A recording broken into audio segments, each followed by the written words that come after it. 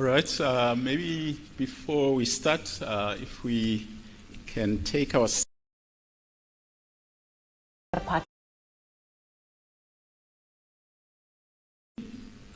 I would like to just go through some of the safety information. In an unlikely event of an emergency occurring today, please remain calm and follow instructions from our marshals who are stationed throughout this building. Emergency exits are clearly marked on both sides of the hall for any exit that's necessary.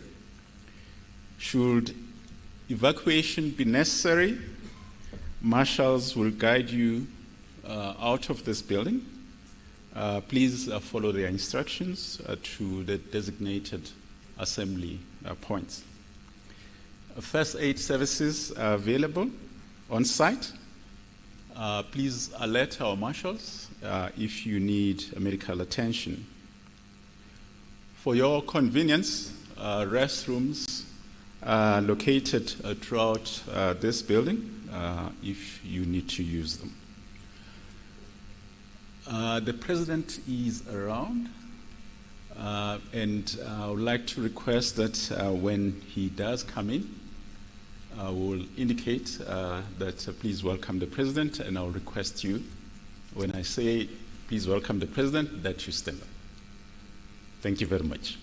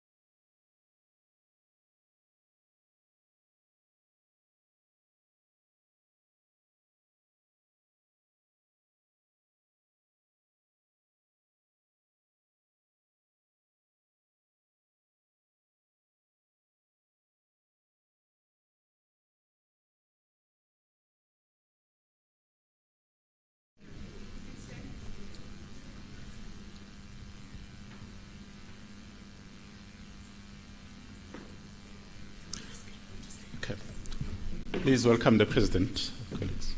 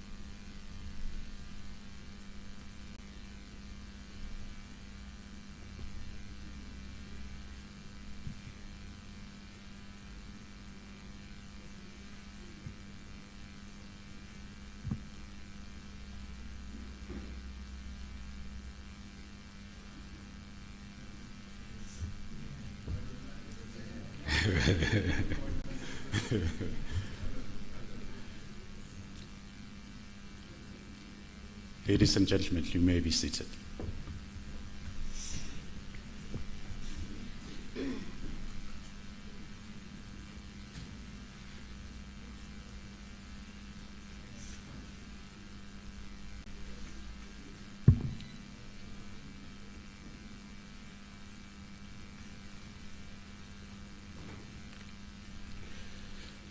Good afternoon, ladies and gentlemen.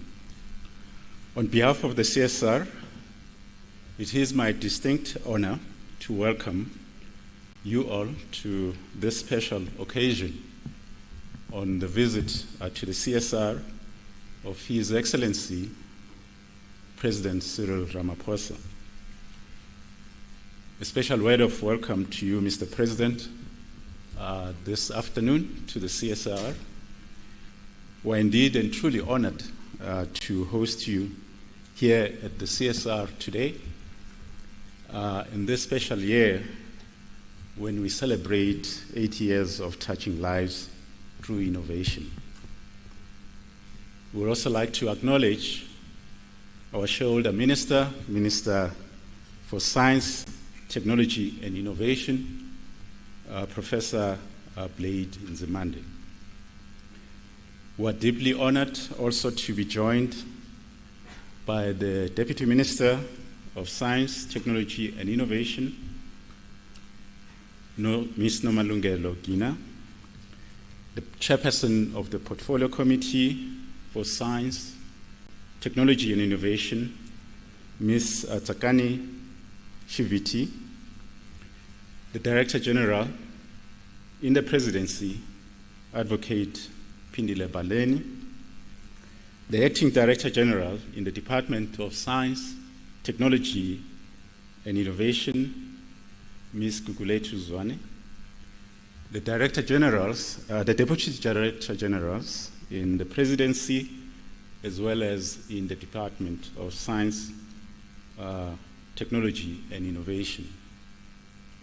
We'd also like to recognize and welcome in our midst, our host for this afternoon, our Chief Executive Officer, Dr. Thulani Dlamini. We also want to, of course, thank and welcome all the colleagues from the Presidency, the DSTI, the CSIR, who collaboratively have been working with us to make this day a success. Mr. President, a few weeks ago, you were at the water in Daba, and you raised, jokingly so, a concern that when you are with the Premier of Gauteng, you hear panya panya, oi oi, and people don't focus on you. I also have a similar challenge, Mr. President. My name is Dr. Malinga, and as you know, there is a fellow who ridiculously kicks, who wears a jacket and a short, no socks on, who calls himself Dr. Malinga. And I hope that while you are here, Mr. President, you will sort that problem. This afternoon, Mr. President, presents us an opportunity to showcase how the CSR is contributing meaningfully to South Africa's development priorities through research, innovation, and a strong public and private collaboration that improves the lives of South Africans, drives industry, builds capacity in critical areas of our society as well as the economy. And indeed, Mr. President, knowing that we have very limited time with you, we are not going to spend a lot of time, but we'll straight away go and begin the proceedings for this afternoon by handing over to our CEO, Dr. Dlamini, who will deliver the strategic overview of the CSIR and highlight the contribution that you are making in different areas, from climate change to defense to ICT. And Dr. Dlamini, please come to the stage and present the CSIR overview. Thank you.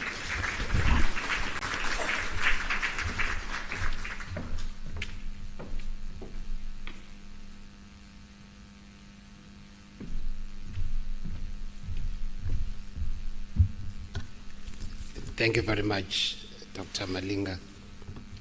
Mr. President, I want to say that I rise on the protocol that has been observed in the interest of time, but also hasten to mention that we are indeed very, very excited and very delighted to have you here at the CSIR today. As you know, the CSIR is your premier research and technology organization. In fact, we are the largest research and technology organization in the continent. We are also very, very grateful to our Minister, Professor Blade Nzimande, for inviting you to the CSIR. In fact, we've been looking forward to this day for a very, very long time, and are very pleased that this day has indeed finally come. I think, as my colleague Dr. Malinga mentioned earlier, what we hope to achieve in this visit is to demonstrate to you, Mr. President, the significant role that this organization plays to drive industrial development and to contribute towards the creation of a capable state, which are the two priorities of government, amongst many others. And that the CSIR is a very critical component for the development of our country. In fact, we believe that we can even play a bigger role with regards to our contribution to the development of our country if we are given more opportunities to apply our capabilities for the betterment of South Africa. I have a very unenviable task of trying to summarize in 30 minutes 8 years of touching lives through innovation in a very complex and very diverse business, and I'll try to do my best. I'm going to speak to these points, which I will not enumerate, but I want to start off by reflecting on the mandate of the CSIR. Now, the CSIR was established in 1945, in fact, just after the war. In fact, this is something that was happening in other parts of the world, where science councils like ours were being created primarily to drive industrialization and to drive recovery of those economies from the devastation of the war. Now, in the CSIR Act, Section 3 of the Act speaks about the object of the CSIR, and that is captured in this slide. So our mandate is very broad in the sense that it doesn't specify which sectors of the economy we ought to play and the type of work that we need to do. But there are very key statements in the mandate which gives a sense of the character of the organization that we are. One is that we are expected to undertake directed research and technological innovation. And we highlight the word directed because that's what differentiates the CSIR, for instance, from an academic institution, that our work ought to be directed towards creating impact. We will not undertake research for the sake of undertaking research.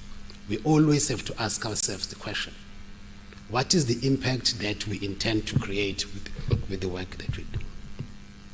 And that the research and technological innovations that we undertake as a CSIR ought to foster scientific and industrial development. In fact, over the past 5 years, as it will become evident during the rest of the presentation, we've put a lot of emphasis to ensure that as a CSIR, we make a direct and meaningful contribution to industrial development within South Africa. In fact, we interpret this statement of scientific and industrial development as saying to us that our scientific efforts ought to contribute to industrial development, they ought to contribute towards the creation of a capable state as well as societal development. Of course, the mandate goes on to say that we need to do this in partnership.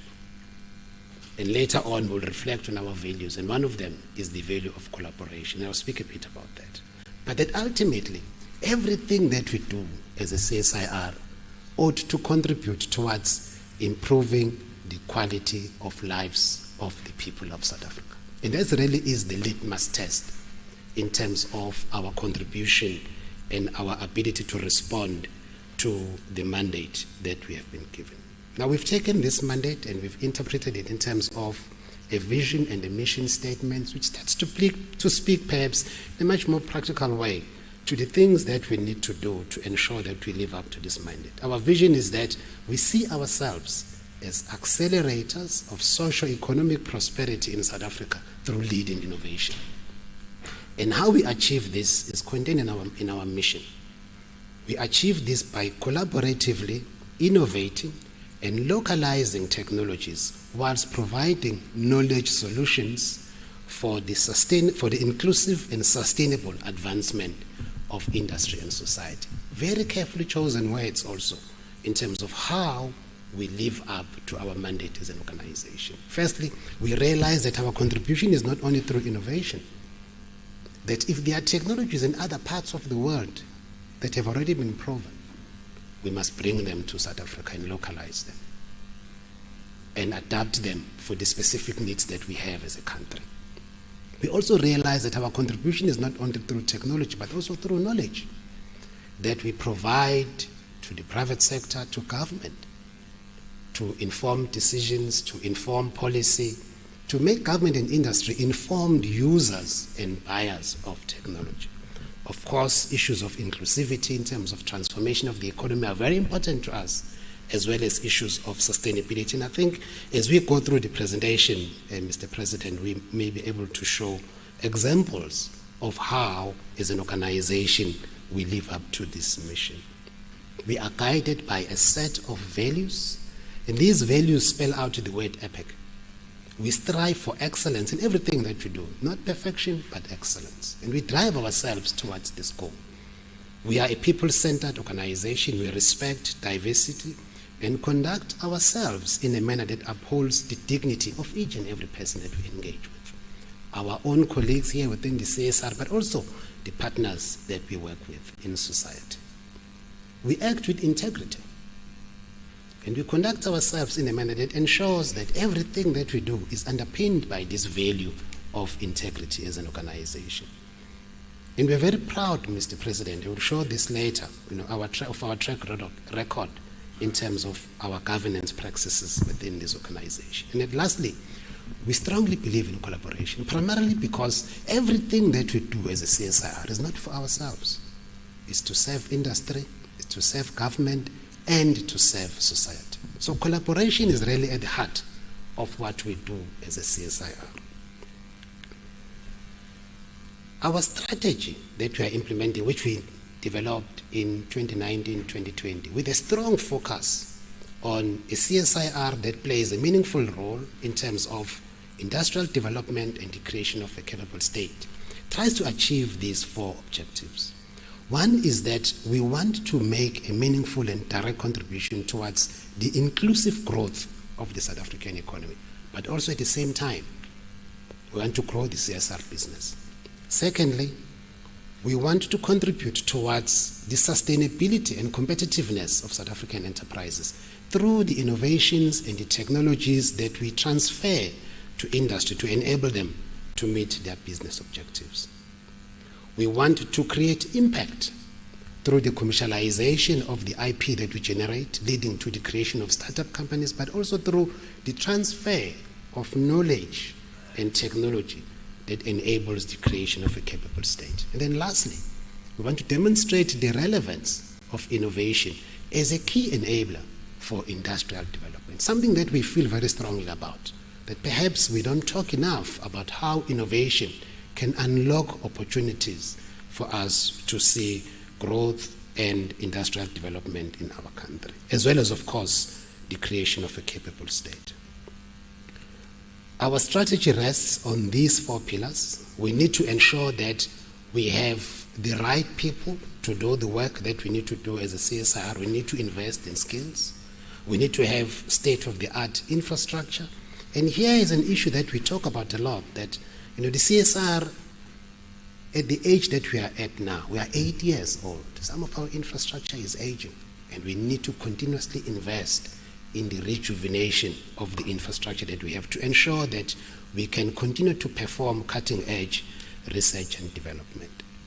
The third pillar is that we need to also continuously invest in the development of new future-facing capabilities. Otherwise, we become stagnant, we become stale. The world is changing very rapidly in the era of technology, and we need to ensure that as a CSIR, we remain up to date and we remain relevant in terms of the technological developments that are taking place in the world. And we'll share some of the examples in terms of what we're doing in this regard. And of course, we need to have an enabling support environment which is agile, cost-effective, efficient, and fit for purpose. And this is underpinned by an operating model that we'll share a bit later of divisions, clusters, and portfolios which act as a home to the strategic capabilities that we develop within the organization. At a glance, Mr. President, in terms of some statistics, the CSIR has a footprint in different parts of our country. Our main campus is here in Pretoria. We've got a facility in Johannesburg where we do our mining research.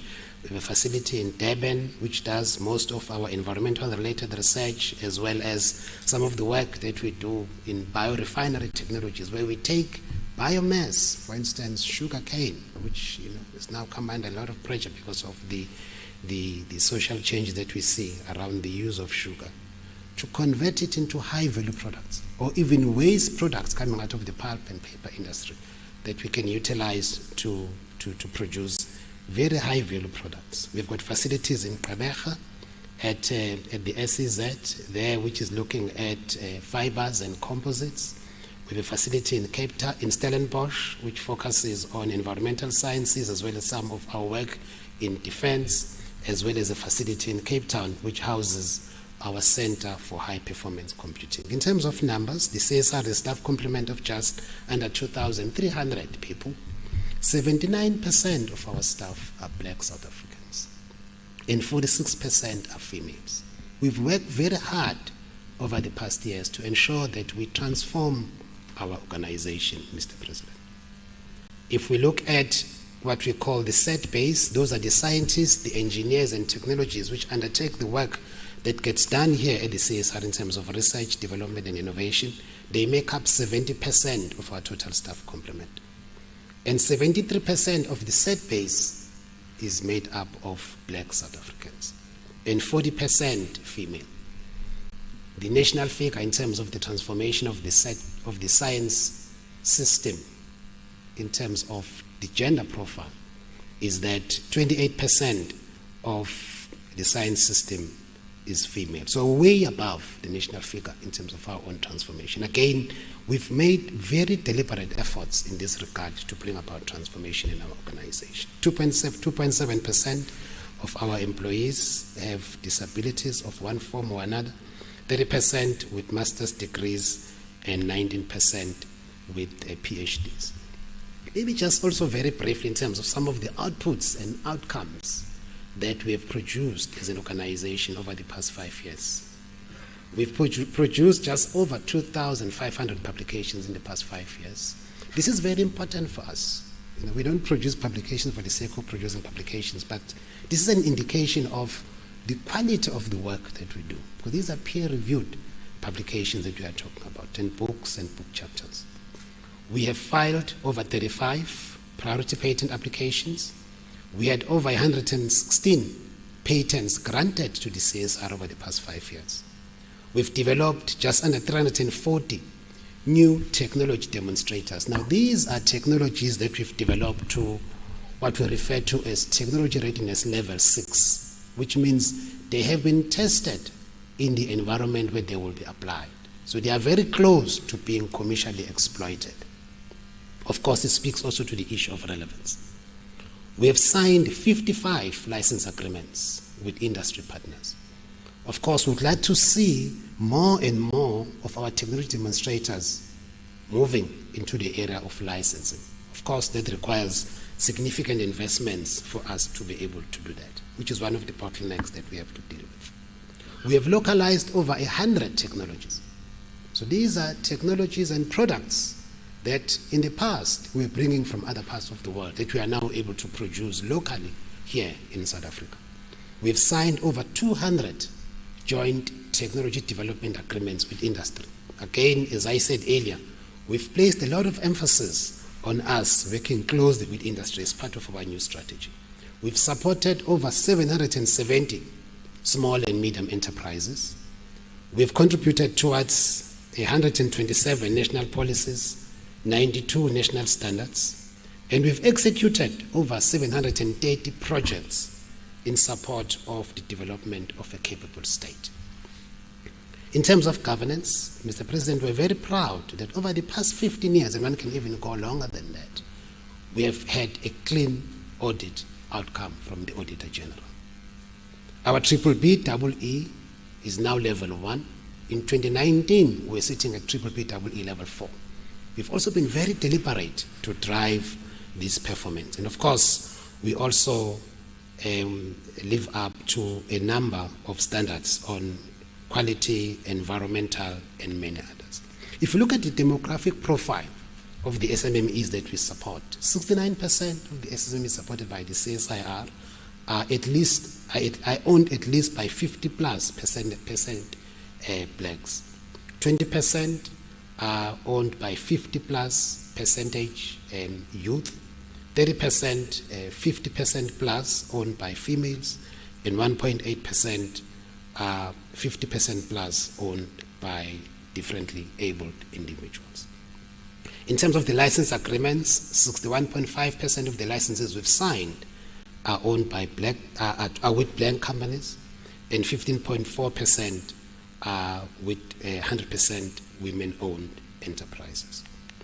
Very briefly, if we look at the progress we've made from 2019 to date in terms of the implementation of our new strategy with a focus on industrial development, despite the fact that there's been a decline in our parliamentary grant, in our patents granted and policies, there are many things that we can celebrate in terms of the progress that we have achieved over this period. Our publications, for instance, have grown by 13%. Our priority patent applications have grown by 50%. So even though the patents granted have reduced, the pipeline of priority patent applications which will translate to new patents looks very, very healthy.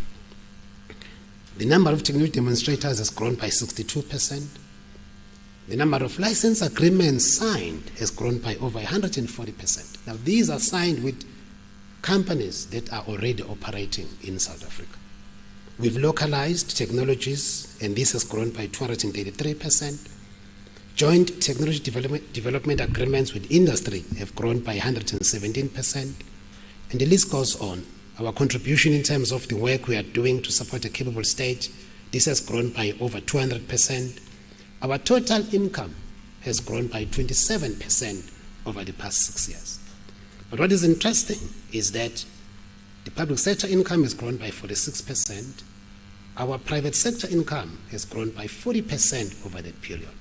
And our international income has grown by over 170% over the past 6 years.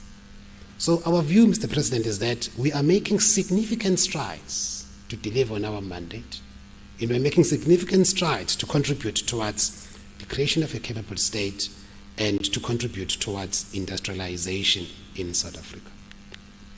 Now, in terms of the work that we do, our work is focused on 9 areas. and it covers over 11 sectors of the South African economy. And we've organized this into what we refer to as clusters or strategic business units. You can use that word also. And these clusters sit within what we call divisions. So there are 3 divisions within the CSIR.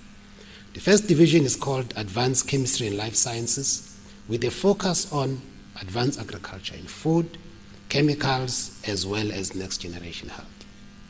The second division is called Advanced Production and Security, focusing on manufacturing, mining, as well as defense and security. We've chosen these focus areas to speak specifically to the sectors of the economy where we intend to make a meaningful difference and to create impact. The last division houses capabilities that are cross-cutting. It's called Smart Society. It has a focus on what we refer to as smart places, which encompasses the area of the built environment, the natural environment, issues of water and energy sit within smart places. We have smart mobility, which focuses on the logistics sector, the technologies and infrastructure that goes to supporting the logistics sector within South Africa. Then lastly, we have what we refer to as next generation enterprises and institutions, which is focusing on the digital transformation of business and government using information and communication technologies, as well as the technologies of the 4th Industrial Revolution. So this is the heart of what we do within the CSIR and the areas where we create impact. I want to move then very quickly and reflect ever so briefly on some of the significant achievements that we have had as a CSIR in the past 8 years of our existence. I think when one goes through this, it's very clear to see that indeed the CSIR has lived up to its mandate of contributing towards improving the quality of lives of the people of South Africa. I think as early as 1946, our telecommunications research laboratory, which was established here at the CSIR, served as a key enabler of the electronics industry within South Africa. One of the areas of focus within this laboratory was around radar technology to support our National Defence Force at the time. Interesting enough, that capability still exists even today, and we've actually strengthened that capability. We'll share some of the examples of the work that we are doing now to use the radar capability that was built in 1946 within the CSIR. In the 60s, we developed an accelerated pavement testing technology. The issue here, Mr. President, is that if you build a road, you need for the road to last at least between 20 and 40 years. And if you introduce a new material, the question then becomes, how do you then test to ensure that this material will last for the lifetime of the road? So we developed this capability which allows one to be able to get data that represents 40 years of the life of a road in a 3-month period. This technology has now been licensed to an American company called Dynatest, and it's being sold all over the world. In fact, one of their biggest clients is the Department of Defense in the US, using South African homegrown technology. The CSIR was also very instrumental in the creation of a missile industry within South Africa. And this was enabled by the fact that we have wind tunnel capabilities within the CSIR, which will demonstrate later on to the President. In the 70s, we spun out a company from the CSIR called Cantron, which has now become Denel Dynamics, which manufactures missiles that we export to various parts of the world. We were also at some point in time leaders in the development of materials that are used for the lithium-ion battery. In fact, I think we made a mistake because in the 80s we abandoned this work within the CSIR, not realizing the significance of this capability in the future. I think if we had continued with this research, I'm sure that we'll be amongst the world leaders in terms of lithium-ion batteries. But the chemistry that is currently being used in most lithium-ion batteries came out of the CSIR. We also support the mining sector through what's called self-contained, self-rescue devices. These are devices that miners take with them underground to use in the case that there's an emergency, for them to move from the point of an emergency to an area where they can be safe. This device allows them to have clean air to breathe for at least 30 minutes. We have been mandated by the Department of Mineral Resources and Energy to do testing and evaluation of these devices for the whole mining sector within South Africa. In the 2000s, when our country was faced with a significant problem of cash in transit heists, the CSIR developed this vehicle that you see in this image, Mr. President, which is now becoming standard in terms of the vehicles that are used for the transportation of cash within South Africa. We worked with all the industry partners that were involved in terms of the development of this vehicle, which of course has much better performance in terms of stability, the center of mass, compared to the previous vehicles. But in addition to that, we developed a technology which was based on polymer chemistry, where we can deploy this within the vault of this vehicle, that in the event that there is a heist, the chemicals will react and will create a block that secures the cash that is contained within the vault, making it possible for the robbers to have access to the cash within this. And we've rolled out all of these technologies to our partners in this sector. Another example of work we did in the 2000s is around the development of a camera that is now sold from South Africa by a South African company, licensing the IP from the CSIR to over 40 countries all over the world. This company now has 50% market share in terms of this very specialized camera. What the camera does is that for high voltage power transmission lines, we have got an insulation which is applied. When that insulation degrades, there is an image that gets created around this transmission line, which we can only see with this very specialized camera. And therefore it enables our utilities to then intervene before you can have failure of the transmission line. It's called a CoroCam. It uses UV and infrared light to detect this image from the corona, which is what gets created as a result of the degradation of the insulation from the power transmission line. So we are contributing to ensure that Eskom, of course, keeps the lights on for South Africa. Mr. President, when in 2013 the Department of Home Affairs embarked on the transition from the Green ID book to a smart card, they approached the CSIR to do the design of the smart card and the safety features that must be built into the smart card. In fact, this is a very good example of how we can work with different government departments. So before they go to procure, they went to procure the new smart card for South Africa. They came to the CSIR. We then designed the smart card for South Africa. And on the basis of that, the department was then able to go to the market with a smart card that is designed for our own specific needs, with the safety features that speak to what we wanted to achieve as a country with the smart card. If that had not been done, if you go to the market, you will get whatever the market is willing to offer you, which might not be necessarily what you are looking for. So we're very much involved in terms of the design of the smart card and the security features that are built into the smart card with the Department of Home Affairs. We're faced with a problem in the 2010s of rhino poaching, as you would know, Mr. President. Working with SANParks, we developed a system which is made up of an optical camera, a laser, and a radar. The radar I spoke about earlier on. So it integrates 3 different types of technologies that were initially developed, in fact, for defense applications. We integrated these technologies to develop a system that has been deployed at the Kruger National Park to monitor poachers and to allow rangers to then intervene. As a result of deployment of this system at the Kruger National Park, we saw a significant reduction in terms of the incidence of rhino poaching.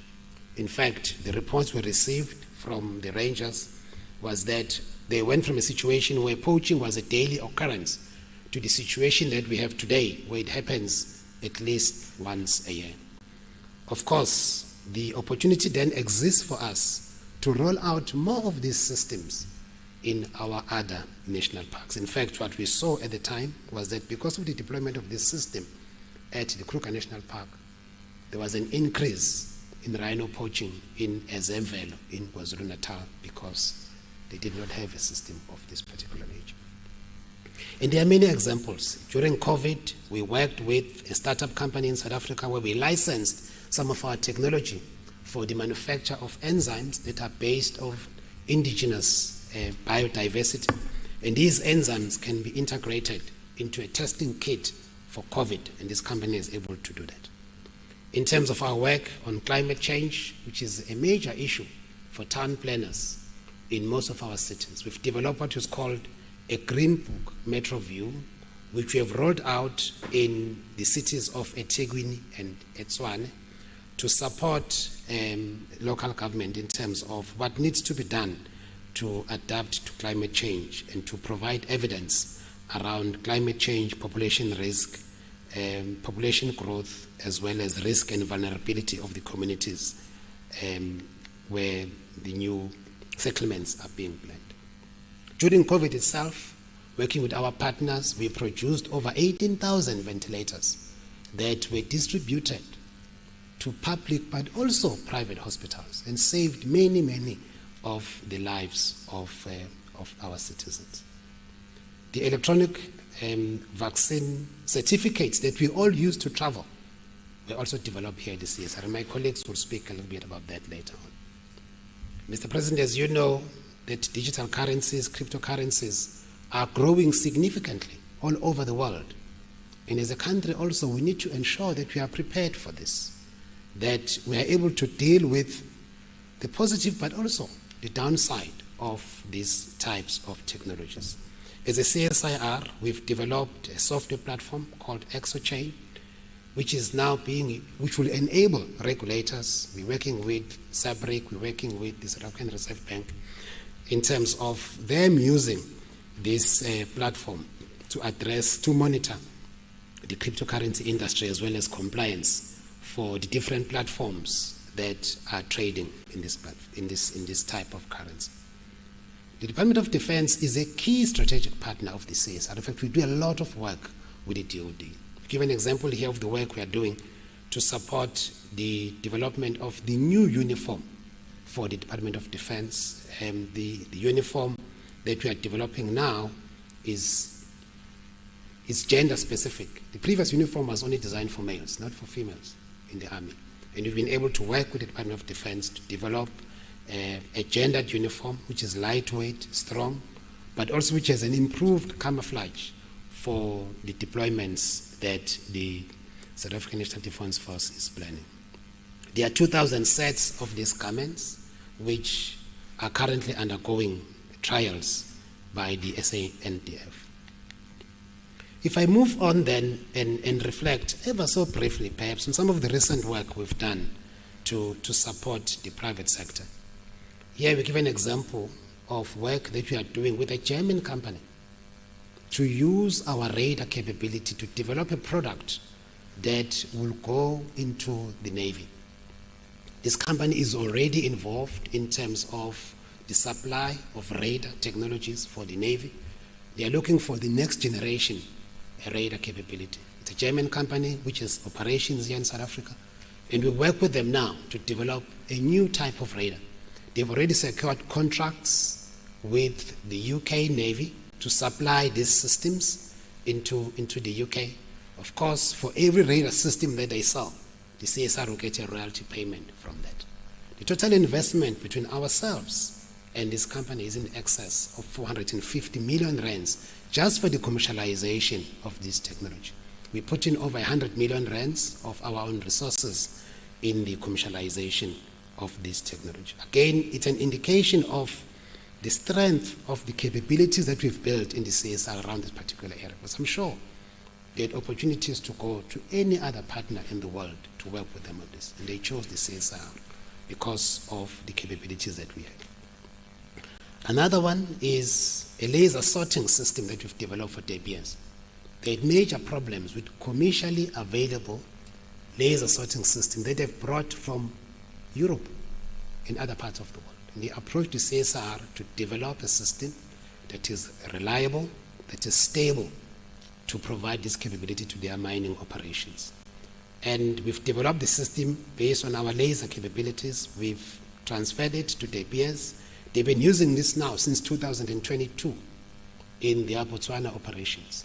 And as a result of the excellent performance they've seen from this laser sorting system, we are now producing 5 more systems for them. Of course, this opens up new opportunities for us to supply this solution to other parts of the world. Another example here, Mr. President, is the work that we are doing to support broadband access, particularly to underserved communities.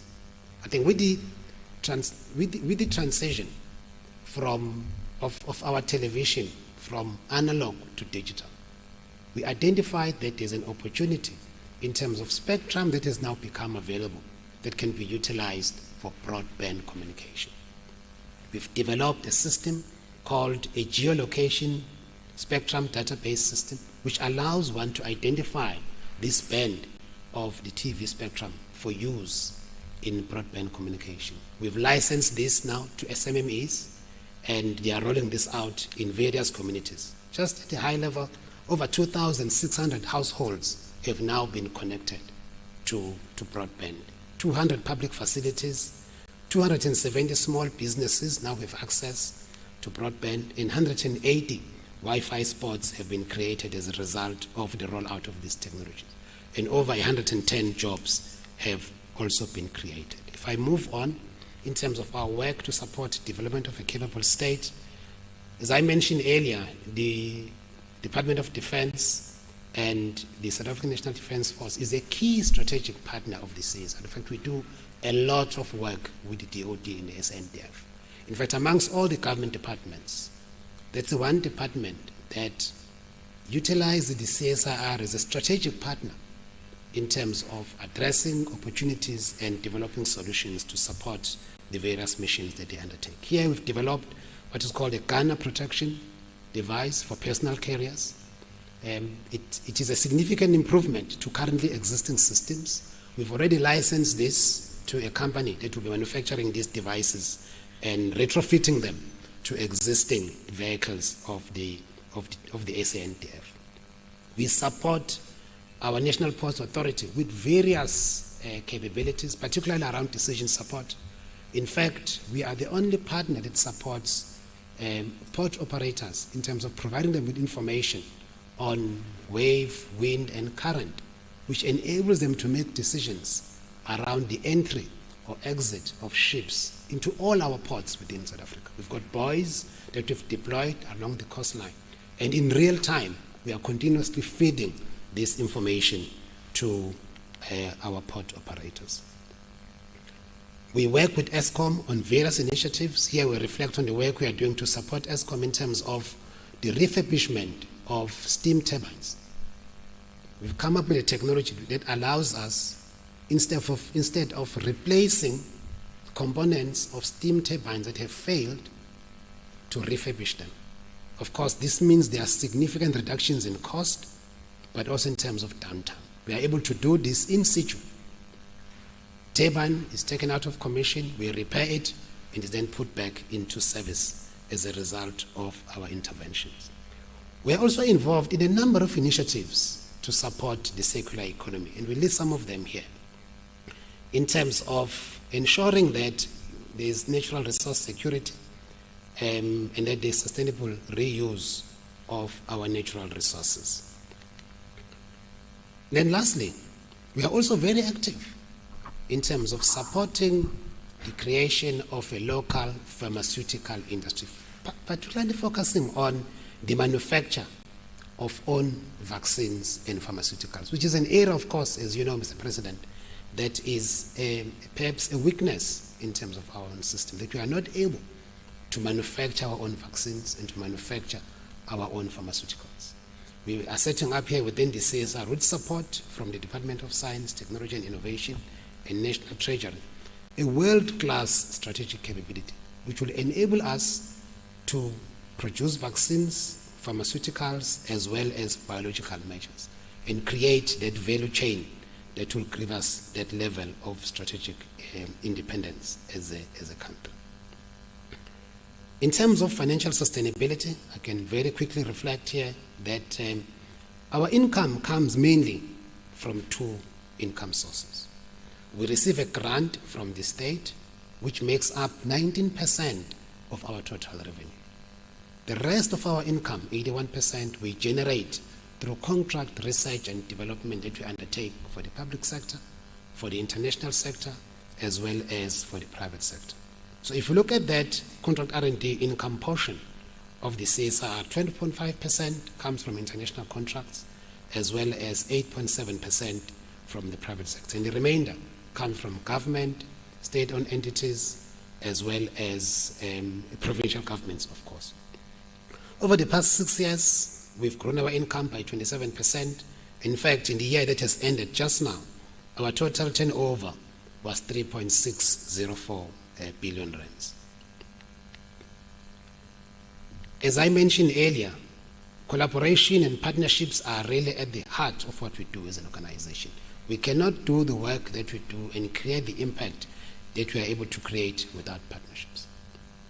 Now, the CSIR is very unique in the family of science councils in South Africa, in the sense that if you look at most science councils, MinTech, for instance, has a very specific sectorial focus, focusing on mining, or ARC focusing on agriculture. The CSIR is a multi-sectorial organization. It then, of course, gives us an opportunity to partner and to collaborate with the other science councils within the National System of Innovation. But also we work very closely with state-owned enterprises, we work with skills development agencies, higher education institutions, government, as well as industry, both locally as well as internationally. We've got a very extensive footprint in terms of the work that we do. We have a number of partnerships in the continent, in Europe, in North America, in South America, as well as in the Middle East and Asia, which I will not enumerate in this slide, but they are all indicated in this presentation. And then lastly, Mr. President, I want to just very quickly reflect on an initiative that we started in 2023, where we created a CSIR wholly owned company with an express intention of focusing on the commercialization of the intellectual property coming out of the CSIR. I spoke earlier about the need to ensure that there's more translation of the technology demonstrators coming out of the CSIR to licenses. So we've created this enterprise and we've ring-fenced it with this very clear objective to increase the pace and scale at which we commercialize IP coming out of the CSIR. I think since its establishment, we now have a portfolio of over 20 investable technologies in health, in the green economy, in mining, in defense and security, as well as in advanced manufacturing. We've secured investment from the Department of Science, Technology and Innovation, as well as private investors, and our own resources in the range of about 200 million rands. This is direct investments or commitments that we already have to support the commercialization of the portfolio of technologies that we have identified. We've established partnerships with the likes of the IDC, TIA, DTIC, and other private sector venture capital firms. We've also built an ecosystem of business partners that are either evaluating or exploring opportunities to license technologies coming out of the CSIR, as well as raising capital working with us. In conclusion, I hope that in this presentation, which I accept was very rushed, given the size and the scope and the breadth of the activities that we undertake within the CSIR, I hope that we've been able to at least indicate that the CSIR is a national asset with world-class capabilities, and that the work that we do contributes towards delivering on national priorities through the partnerships that we have with government and with industry. That we are a well-governed organization that is financially stable. I chose the word stable carefully. I didn't want to say financially sustainable. Because, you know, when someone is in hospital, if they are recovering, you say they are stable. But you know that there's still a little bit of risk that remains in terms of the health of the person. So we are also financially stable. Our view, though, is that we can do more as a CSIR, and that we should be mandated to be the technology partner for government and the public sector, because there will be significant benefits to the state if this happens, in terms of, for instance, strengthening the capacity of the state, reducing the risk and reliance on third parties, vendor lock-ins, and many other things I can mention. It also enables us to create strategic independence in key sensitive areas of the state if we tap into the expertise, the capacity, and the capabilities that exist here within the CSIR. Thank you very much.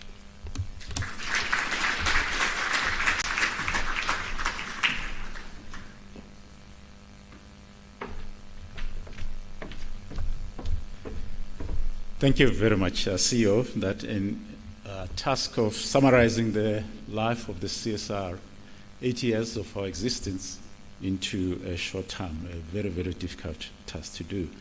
We are very, very delighted for the insights that you shared. Ladies and gentlemen, at this point, we are going to allow the President to move around and see some of the exhibits around this hall.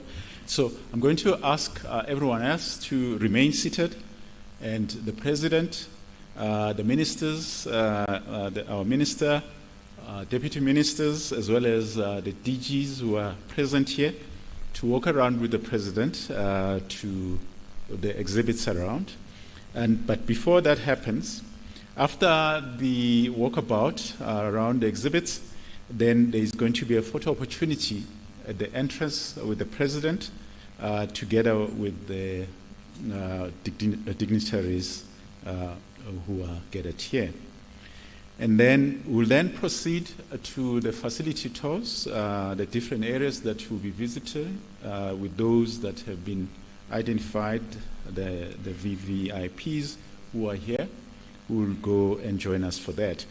May I request one of our facilities, the wind tunnels, that's our key, national key point area, and we are not allowed to get into that building with mobile phones, and so those that will be going to that area, we request that you leave your phone in your car if possible, and if you cannot do that, then your cell phone will have to be put in an envelope when we get to the other side and be secured until you leave that facility. Again, so we'll request that you assist us with that. So I will now invite the President, our CEO, the ministers, the DGs to walk around and see some of the work that we are doing. Thank you. And then for the facility visit, we'll be streaming what is happening there to this site, for those who will be remaining this site. Thank you.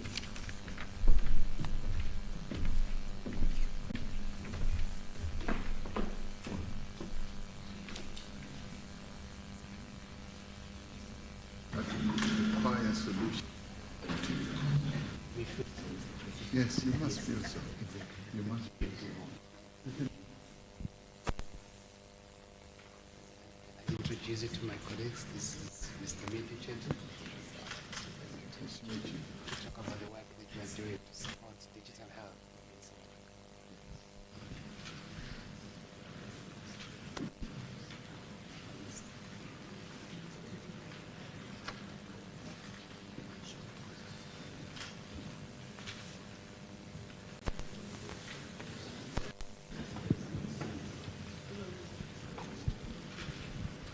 Good afternoon, Mr. President. I can see you looking very intently.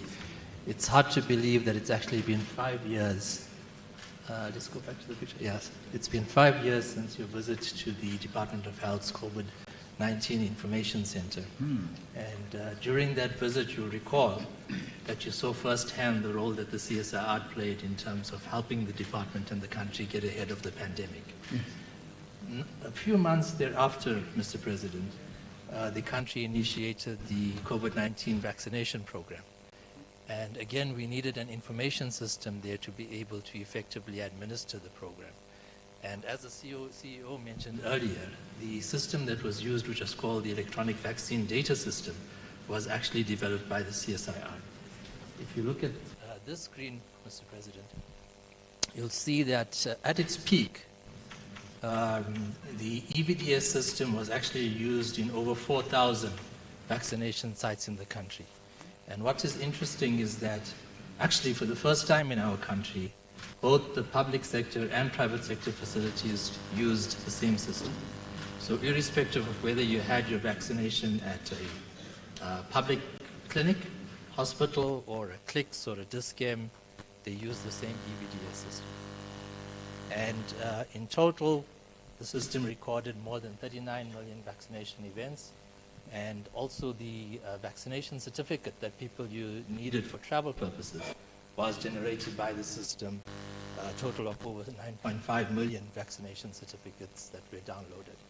In fact, when people were really excited or worried, we had more than 1 million certificates downloaded in a single day. Wow. Yeah. But, Mr. President, unfortunately,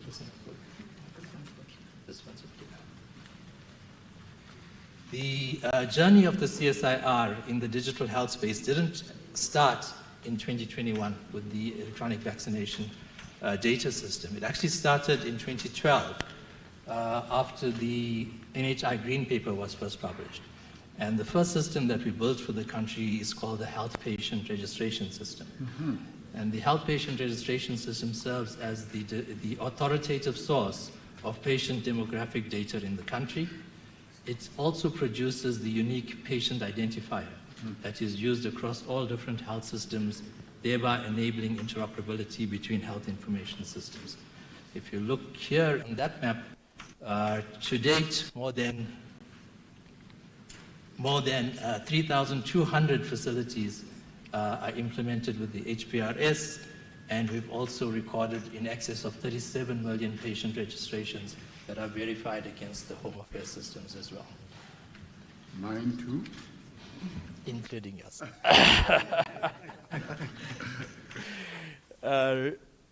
Mr. President, you see the journey here actually has had quite a number of important innovations and milestones over the decade that we've been involved in the space with the Department of Health. I can't go into all of them because we just don't have the time, but it's important to mention, and we are very pleased to mention, that if you look at the Presidential Health Compact, all of these initiatives are mentioned as notable achievements. Mm-hmm. And moving forward in the second iteration of the Presidential Health Compact, the most important priority is probably the electronic medical record. And the electronic medical record is important because without it, you cannot have continuity of patient care. Yes. You can't be carrying a paper-based file from facility to facility, mm-hmm. to put it simply. So we are very pleased and excited actually to introduce the National Electronic Medical Record System that we're working with the Department of Health on. It's called eImpilo, and currently, and currently it is actually being implemented or in beta testing across 42 clinics in the country, across 5 provinces. And here you can see the system in action. So here's a patient, Jane Smith, Mandisa Smith, who is attending this clinic, Nomimi Clinic in the Northern Cape. And she's come to encounter the nurse here by the name of Cyril Ramaphosa. So she's pregnant? Yes. Got asthma, hypertension, allergies, pregnant state, automatic nervous system disorder. Yeah, I know all that, so I'm that's why we made you the nurse. And yes, and so you've actually done a lot of my job. So in the system, the attending physician is easily able to see the chronic conditions and the adverse conditions of the patient. Wherever she may go. Wherever she may go. So if she ends up in Cape Town, they will have access to this. Yeah. In fact, this patient, if you look at the history, yes, is in fact from Umtata. Yes. So you can see here the previous visits that she had, the previous facilities that she's visited, and the clinicians. Yes. Roy is crown. Wow. You can see these are carefully selected facilities. And I think also, we're running out of time, but also very importantly, You can see the previous lab results. Liver function and all that and so on. Wow. This is a bit meaningless to me, but you as the nurse, I know you course know I know. exactly. I know all of that. But this is important, So Mr. we also know her allergies. Yes. Yes. Yeah. And It is that, all yes, in the it's system. all there. in the system. Amazing. So in this case, why this is important is that having access to the previous lab results means you don't have to do unnecessary duplicate testing, which is of course expensive, but it also can be dangerous for the patient. So I think that's all we have time to show you today. Just to make one concluding remark, to say that all of the systems that you saw today are of course critical building blocks towards implementation of the NHI.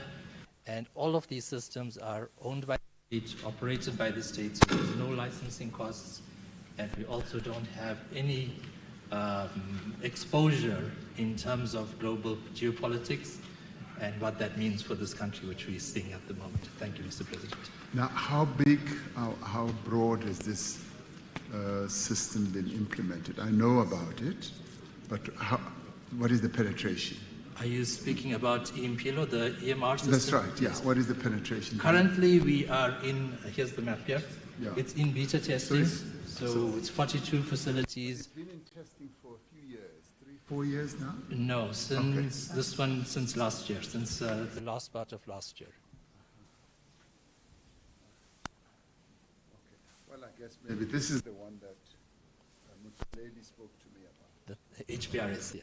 That one has been since 2015, in fact. So this is now the advanced one. They will all work together, Mr. President. So HPRS will produce the patient demographic information, Yes. as well as the master patient index. Yes. And EMPLO will actually produce then the clinical information of the patient using the same master patient index. Okay. And there will be other systems that also So form together only the puzzle myself pieces. as the nurse and the doctor will have access to this? Absolutely. Okay. Not anyone? No. This How is, do we make sure that not everyone has access? So behind all of these systems is quite a sophisticated access management system. Okay. Okay. Yeah. That's okay. And you're also doing work on cybersecurity. Yes, we'll visit the Which we are going to cybersecurity. go to President. It's a critical partner to the petition. The question you're asking. Very impressive, I must say. What is your skill and your craft? So I am an engineer, but I've been working in What type of engineer? Because I'm also an engineer. electronic engineer. So working with information systems.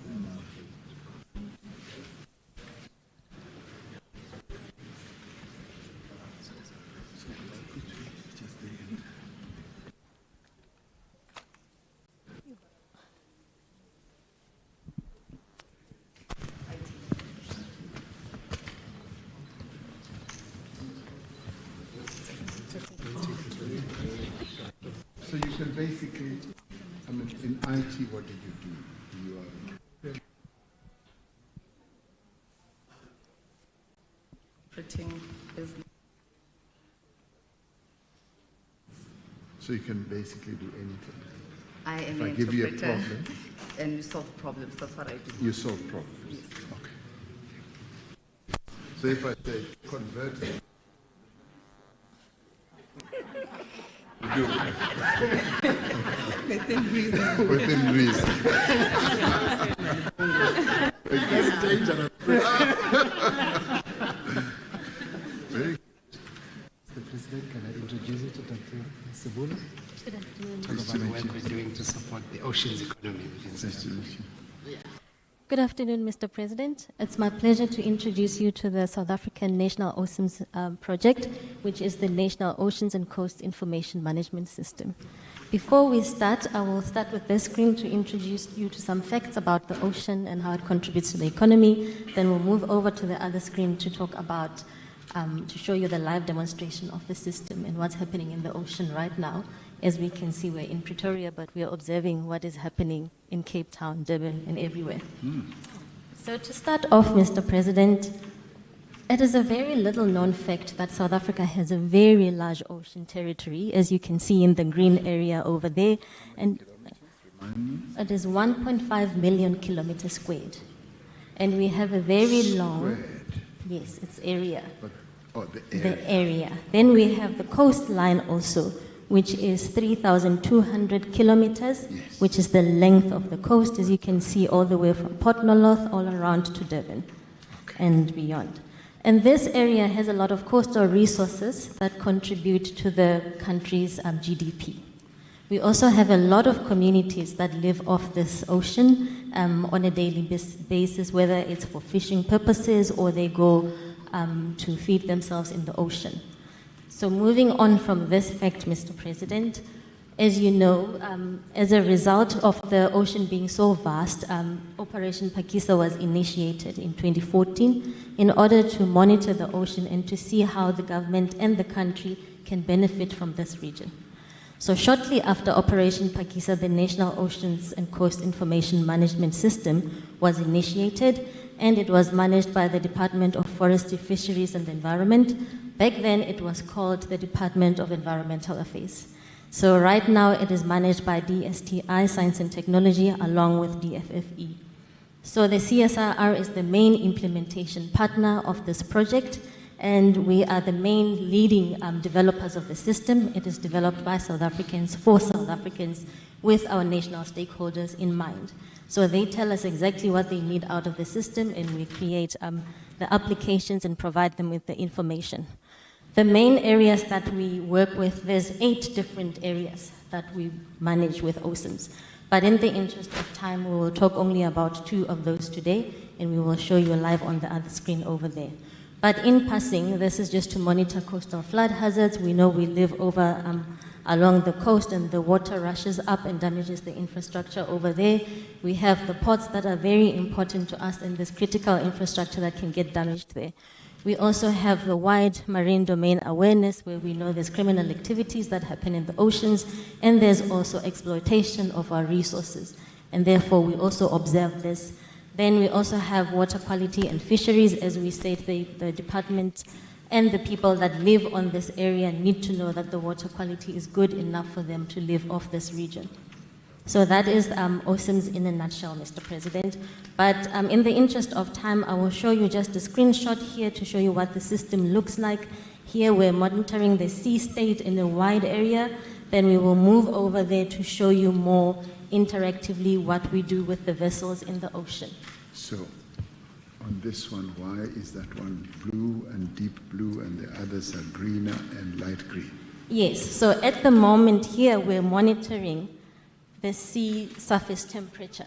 Okay. So in blue you will see the water so that is is cold. Contemporaneous? Yes, okay. Yes, right. That's correct. So this is what happens with the sea surface temperature, and therefore it affects the fishing and other activities. Then over there so it's not permanently like that? It's not permanently like that, but for now we'll just show it like that sure. in passing. So over here, what we're looking at is the integrated vessel tracking tool. All the vessels that you see here are live at this point in time. Live? Yes, they're moving in our ocean. So the green things that are pointing forward, they are vessels? Yes, so they're pointing in different directions, as you can see, depending on where they are going. There's a lot of them. And as we say, there's a lot that happens in the oceans. Although it looks very calm when you look at it, but there's a lot that's happening over there. So, of the vessels. Yes. It tells you the different types of the vessels over here. So as you can see, we have cargo vessels, we have tankers, we have passenger vessels, we even have speedboats in there. But at the point in time, we're tracking one vessel in particular that came in yesterday. If you see the yellow line that's going down, and then now it's going out of South Africa. It went into the port of Durban. Obviously, there was some cargo activity there, so they were offloading the cargo, and now they're on the way out of the country. And that's necessarily what... So is that a high-speed one, or is it just a passenger one? This one is just a tanker vessel. As you can see, if I can move away for a little bit. Here, we tell you what type of vessel it is, and then we provide you with more information about the vessel here. We can even tell you what country it's coming from. Marshall High. Yes. And therefore, it's in the right place, Mr. President. Sorry. As you can see, because it's going back through the Mozambican channel back home. So that is usually what we would like to see with our vessels. So in the sake of time... who monitors this? The Defense Force that monitors this continuously, or yourselves here, or who else? So we monitor it continuously, and then the Defense Force, if we can move over to this screen over here, then when there's incidents that are happening and they are not sure about the activities that the vessels have been doing, they ask us to track the vessels for them, see where they have been, and then we provide them with the information. So if there's a criminal case and there's a vessel that has been behaving in a way that it shouldn't be, then we can provide them with evidence and they can prosecute the vessels. So if a vessel switches off its transponder, how do you know? So we have this little thing over here, which we call synthetic aperture radar detections.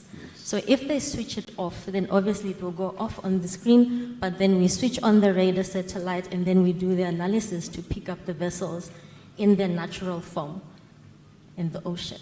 So we're not getting the signal from them, but we can look down on them and track them also. Do you have many such? Yes, we have a lot of them. So they come into our water, switch off? Yes, and then we provide the information to the South African Maritime Safety Association and Defense Intelligence, and they take it from there.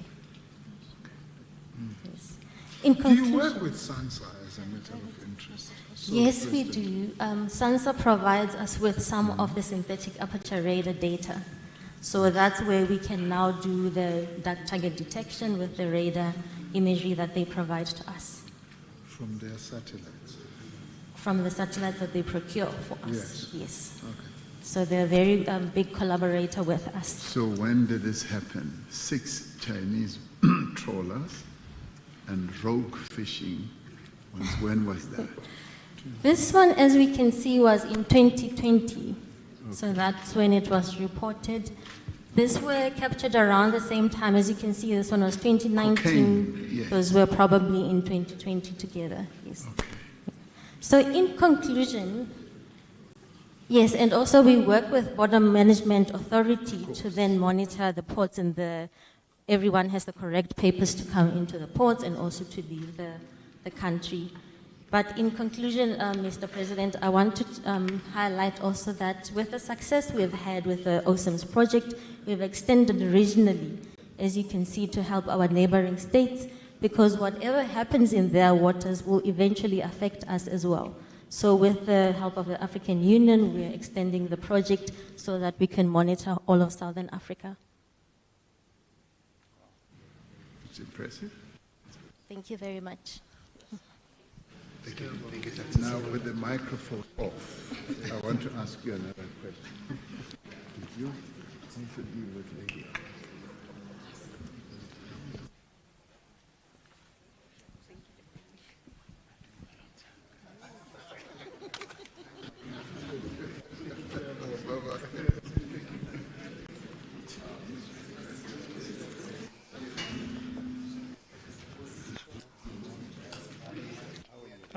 Thanks, Mr. President.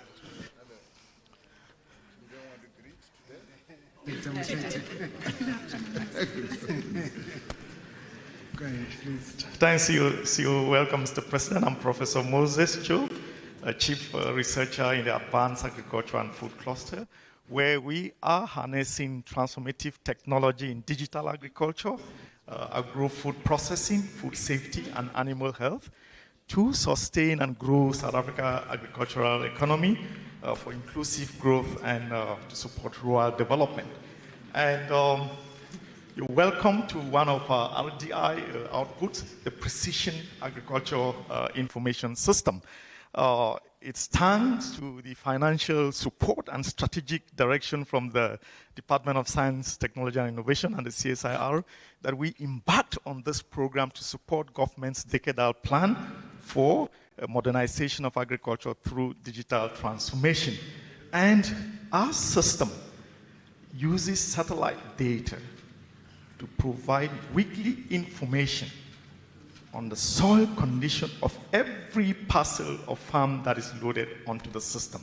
As you can see from that map there, that is the soil pH at the time this farm was prepared. And you will see the value of every pixel on that farm, and you will see the average pH value.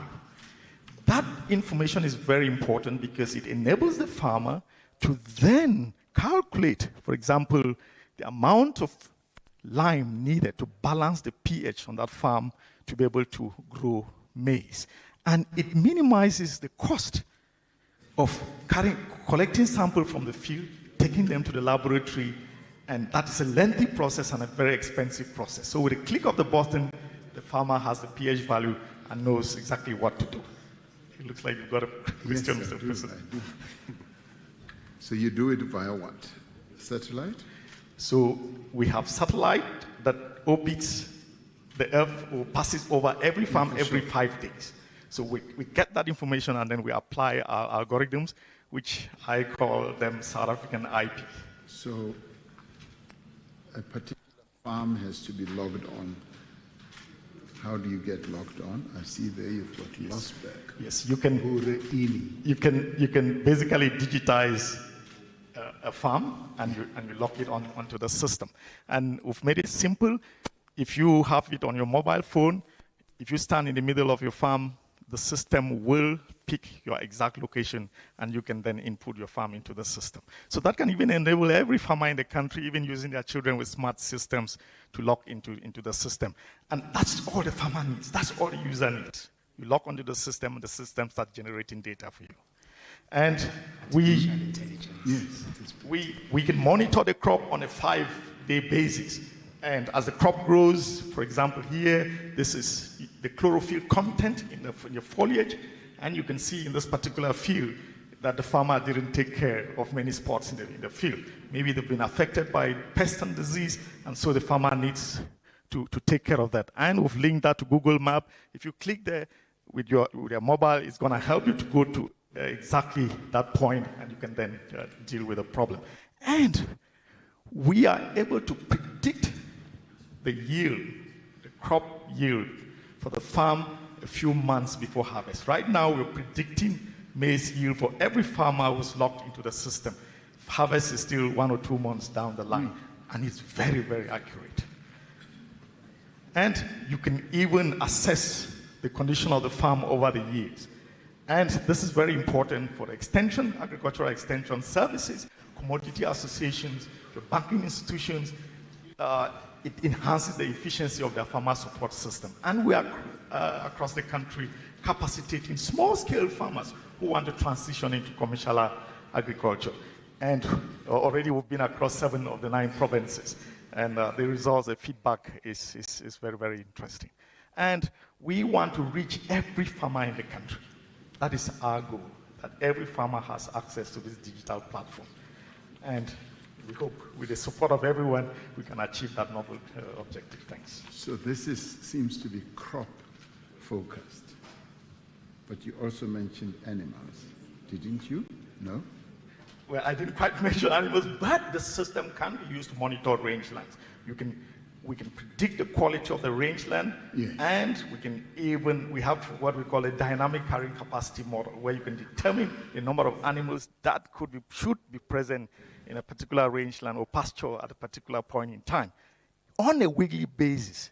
But we know livestock is a cultural thing, and some livestock owners want to hang on to the number of livestock in the field. Yes. Thanks. Very good. Very impressive. Thanks for telling the president that we fund you so that he knows. Yes. So that's important. Thank you. Thank you, Mr. President. And we actually had a touch screen. You could actually interact with our touch screen. Yeah, you can even click on any button of your choice, and you can actually the system. You can maybe in a sorry. So how does a farmer access this?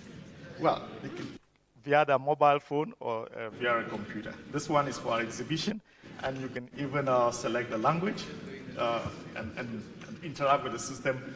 Maybe you can click here, Mr. President. Oh, I shouldn't be afraid. No, the language. Oh, of course. It's gone. Okay. No, you click on taken me to Google. Okay, you can click on any of the variable, and then you will, yeah. So, yeah. Gee. Wow. That's very good. So I did it in Venda, and okay, it's taken me. So I should come. Where is yeah. This is very impressive. So you can go. How do you your farm? Your farm boundary. You can digitize the farm boundary. That's the digitization tool. You can click your finger there, and you can digitize on another spot. Complete the circle, and then a sheet will appear where you fill in your information. Wow, this is impressive. It was developed here by you guys. By us, it is the only system as we speak in the world which will give you the data, Yes. exact values on pH, your soil nitrogen, organic content, and all of that. Yes. Very good. Thank you, Mr. President. Thank you so much.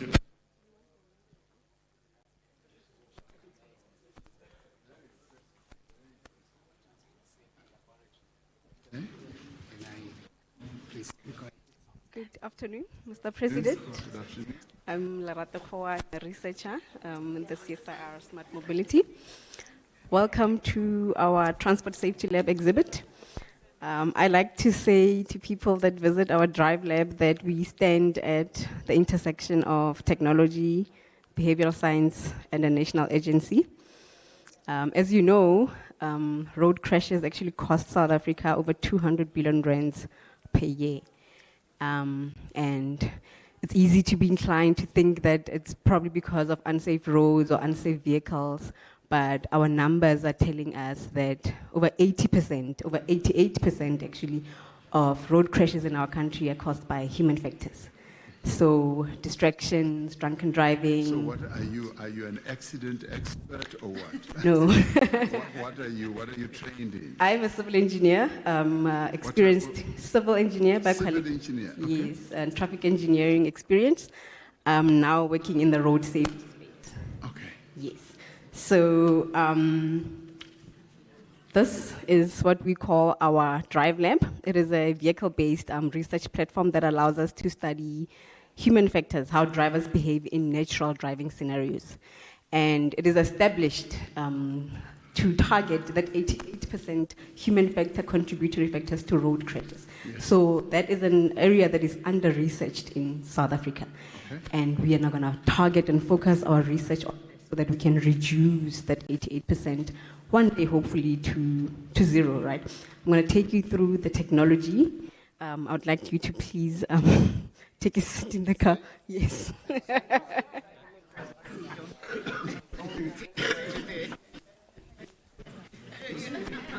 Okay, I need to make a space.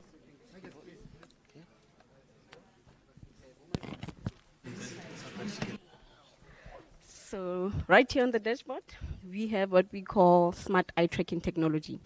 So when you're driving in the vehicle, these laser cameras are going to read your eyes, and they can see where you're focusing, they can see the level of focus, they can see how your pupils are dilating as you drive and interact with other road users. We have another camera over here. This one focuses on capturing activity inside the car that might influence the driver's behavior. So your cell phone, drinking, eating, children in the car, it will capture that. And then we have another one over here. This one specifically looks at capturing the external road environment. Road infrastructure, it will pick up the potholes, road signage, it will pick up whether it's raining or not raining, light or day. So that one primarily collects the external environment data. And then we have this little tool here that is what we use to calibrate the vehicle systems and the driver for a specific drive. So when we do go on a research drive to collect our data, we try to analyze.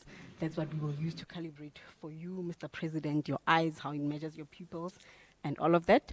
And with that, I would like to quickly move to the back so I can show you how everything comes together and we get meaningful results. Okay.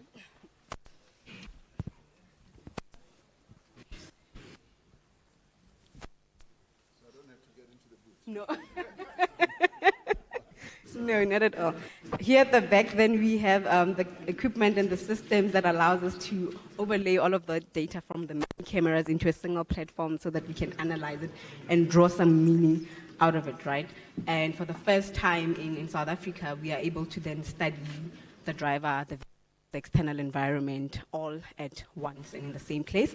And Temoko will just play this video for us. That blue dot is the one that's tracking where the driver is looking, right? So in this project specifically, we were looking at alternative road signage. So that road signage that you're looking over there is not quite visible, but instead of this white, it has what we call a fluorescent yellow color. So it is more reflective than our standard road signs. However, that color is not currently legislated in our road signs manuals and guidelines. And we are pushing to provide evidence or data that supports introducing these new signages. So is the driver looking at that because it's more visible? It's more visible. Yes. So our results are actually quite promising. It shows that the attracts. Yes. Sighting. Yes. So in low visibility conditions, it will be much more useful for us to be using the alternative signage, and we're trying to push to then get it out onto our public roads because currently it's not legislated. Okay. Yes. And yeah, with that, Mr. President, that's our drive lab, and we really believe that human factor is something that can be changed and reshaped. I think very recently you mentioned that if you could, you would like close down our schools for 2 years and retrain our educators and transform our education system. Yes, and that vision is also applicable for road safety. So you want to stop all cars? No. We want to partner with you in shutting down the schools and inform the national curriculum, that we can train more aware drivers before they ever get behind the wheel. By the time they leave school, the curriculum allows for them to be safer and aware drivers. So inform training materials, inform better road designs that are more forgiving and cater for human error. And better enforcement mechanisms as well. That's what we're trying to achieve with this research. So research, how long will it go on for? Right now, we're hoping it will be in the final year because now we have our preliminary results and we're going to be taking it to DOT now. Yes, to pilot test on an actual public road. We did the study now inside the CSIR campus. Yes. Wonderful. Thank you. Thank you. Thank you so much. Very impressive. They made me to drive one day, President, And they were at the testing. simulator. And you I came was out worse. horrified. You came out worse. GMs, he came out worse.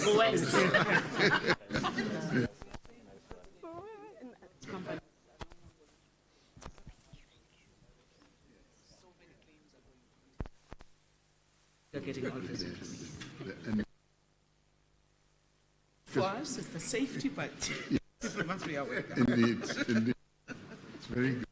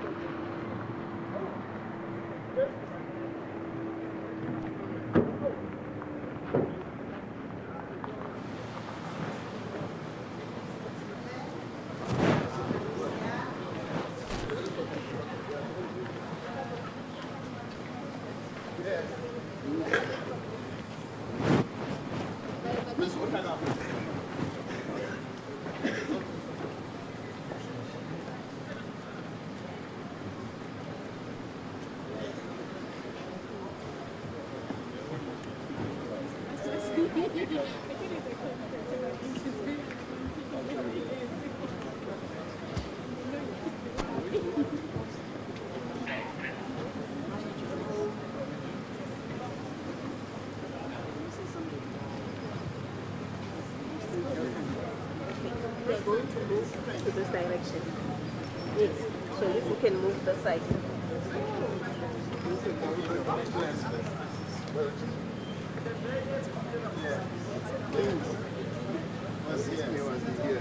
I was here. No, I wasn't here. I was here with the minister. And Tito, what is that?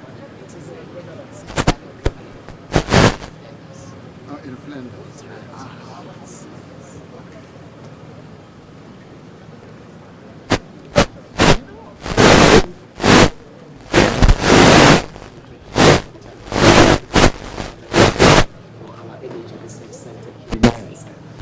Mr. President. Thank you very much and welcome, Mr. President, delegate. My name is Thabo Hlalele. I will be overseeing you this facility that we have. In a brief, I would like to maybe just give you an overview of where this started. Back in 2020, we, together with the other institution, collaborated together with the World Bank, and this is where the concept was originally started. In that collaboration, the key that was identified that there's not enough facilities that can help with the transition. And in that regard, through that energy transition. That's correct. Yes. That's correct. There was not enough facilities, and we were then identified to support the testing of these batteries in the country. Now, that project was together with our in this case, Vito, the equivalent of CSIR from Belgium. It was funded by the Flemish government, and from that point on, we were able to ultimately get it operational. Now, today, as well as the material that we have developed over the years, utilizing our locally beneficiated manganese. Now, it's important because we have a significant amount of manganese in the country, and we want to utilize it and add value. And also, in line with the development plan that we have in the country, we want to create a battery manufacturing. Now, my colleagues here will be showcasing that part of the work that we've been doing, that we have received funding from the Department of Science, Technology and Innovation. Maybe let's go this way. So what can you wear? What am I? Yes. In this regard, I am the one overseeing the work that we're doing. No, your craft. Oh, I'm an electrical engineer, Mr. President. Where did you qualify? The University of Pretoria, Mr. President. Yes. Exactly. Yes, Mr. President. This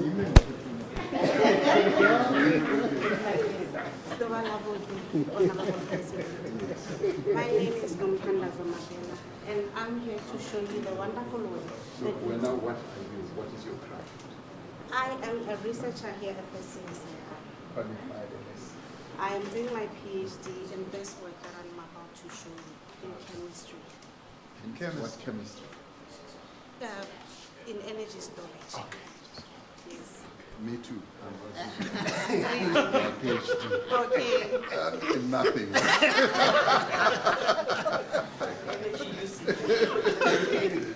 So this is basically what we do here at the CSIR. As the CEO explained to you that this lithium-ion batteries were started here in South Africa by Dr. Mark Thakare. He was utilizing Dr. Mark Thakare. Oh, Thakare, yes. Thakare, yes. Yes. Yeah, Thakare, yes. We basically utilize raw materials like manganese. We process them to make our IP, which is manganese-based cathode material. We also do silicon-based and graphite-based materials. All of these are used in a lithium-ion battery. Now, a lithium-ion battery is an electrochemical cell that is used to power your portable electronics and medical devices.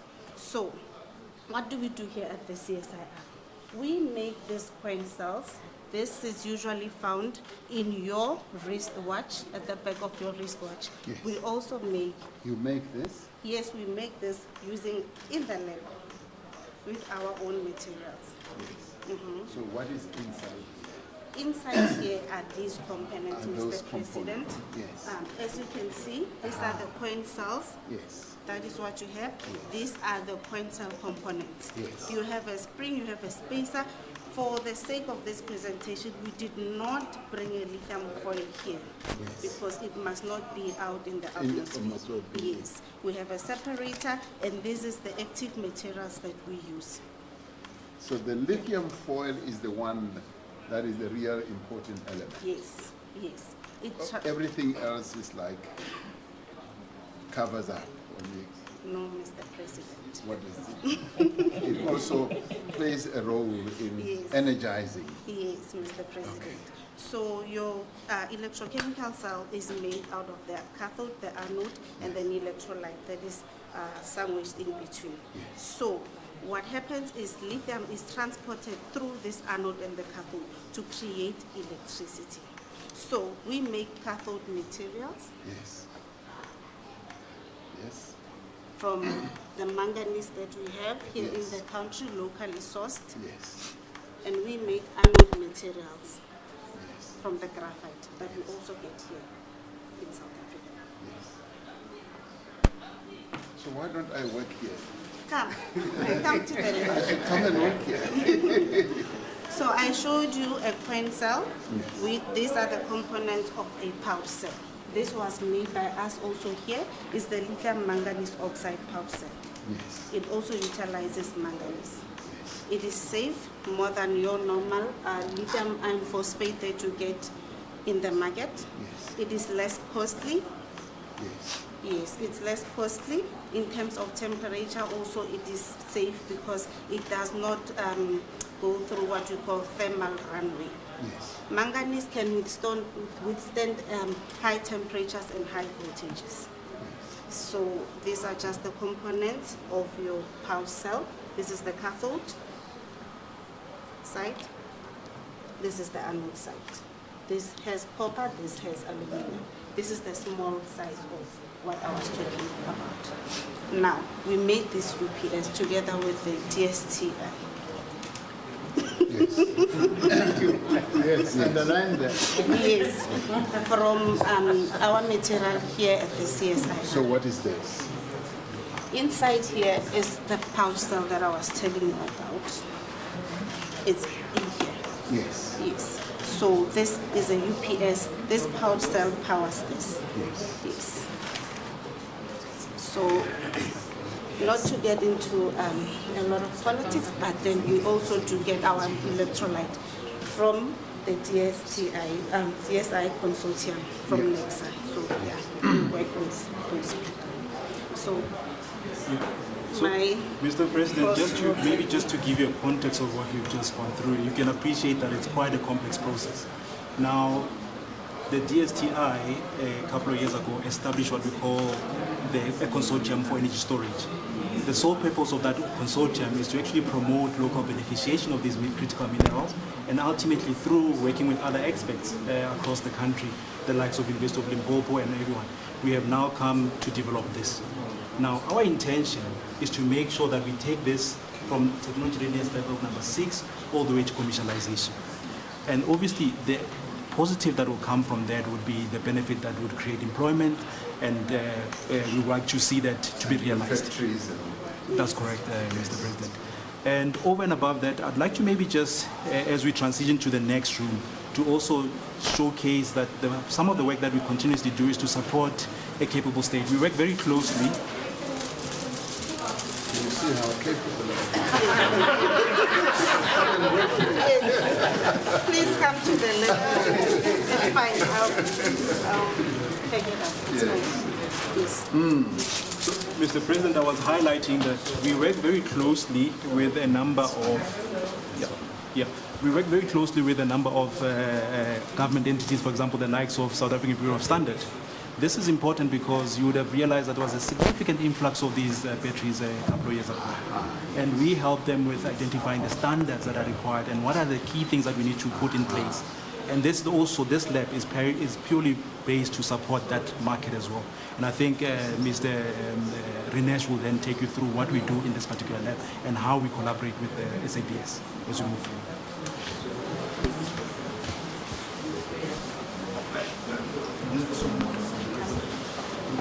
This is where you don't want to sell for.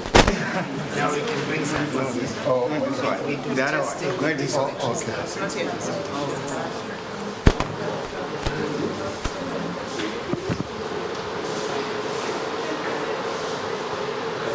Mr. President, what an honor for you to visit our lab. Nice to meet you. Nice to meet you.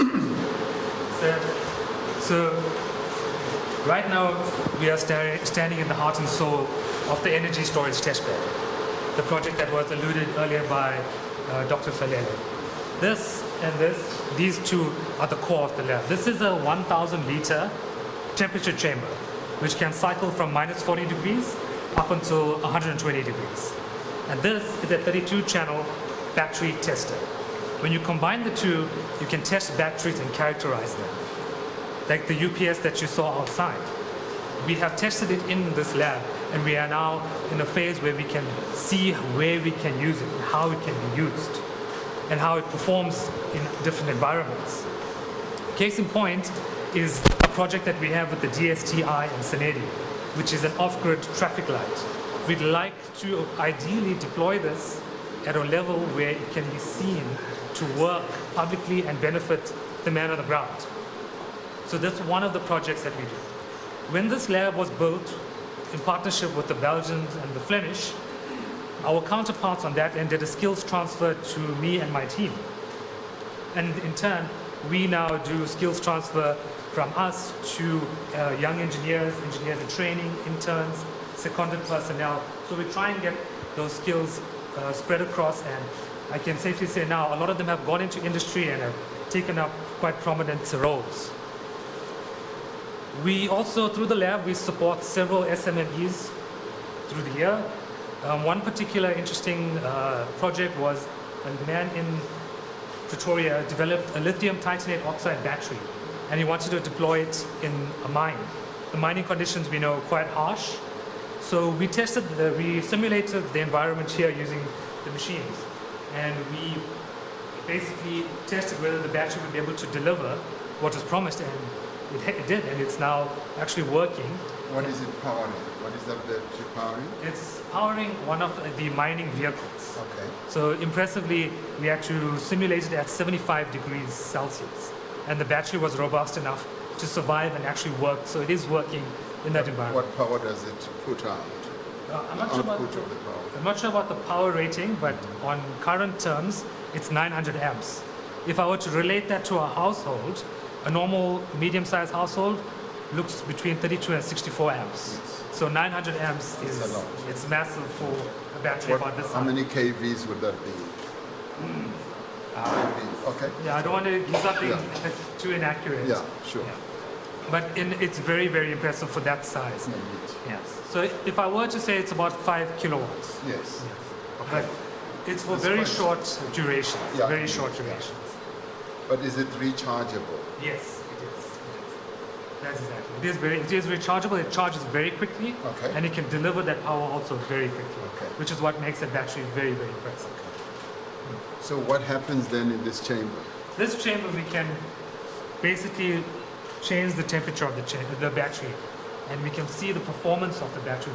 From this, we know how a battery performs at different temperatures, because when it's colder, the battery, the electrolyte, the liquid in the battery itself is a bit more solid, less liquid. Yes. So there's less volatile as well. Yes, exactly that. Yes. Yes. And it performs not as good. Yes. And with lithium, we know it's also a bit volatile. So you don't want to get too hot and create an unstable environment. Mm-hmm. Yeah. But we're also trying to work with automotive industries and second life batteries. So basically, when a battery is finished in an EV, what do they do with it? So we're working on trying to work with the automotive industry on the second life battery. And this is also comes into the World Bank Energy Storage Partnership, where we have a working group, reuse and recycling of second life batteries. But are you able to determine the life of the battery? Because lithium, normally lithium batteries would go on for what, 7 years, 5 years, 7 years? Yeah, between 5 and 10 years, depending on the usage. Yes, that's exactly right. And normally they determine end of life between 75% and 80% of the original as it was when it was brand new. Yes. So after that, now we can test it, determine the state of the battery, the condition, and see where else we can use it, where it's not going to create a hazard. Now, on that note, we also work with SADS to create the standards, review, adopt, and basically assist. We sit on several committees with the SADS. But when this lab was envisioned, when we started the lab, the original vision was to assist in creating a policy. Because as you have seen in the past year or so, we've imported a record number of batteries, lithium batteries. And we know about the inherent danger of these. And I feel like the market is being taken advantage of. So my team, the CSIR, my colleagues, we are ready to support the nation in building this policy to close this loophole and have at least a sample of these batteries that come into the country tested so we can protect the market and our people. What are you trained as? I am an electrical engineer and I'm doing my PhD in AI integrated with lithium and second life batteries. Like me? Yes. Thank you so much, sir. Wonderful. Thank you. Very good. I appreciate Very that. impressive. Thank you. Very impressive. Thank you, sir. So is your PhD on battery storage? Yes, sir. Or an aspect of it? It's particularly, if you go down to the nitty-gritty, I want to integrate AI into how best we can use the previous data to project the future use of the battery. So we get the most out of it before we can actually go to the recycling. So we get more money, more power out from what we've put in. Very impressive. Thank you, sir. Appreciate it. So when do you finish? I'm finishing next year. Thank you, sir. Okay. Yeah, more.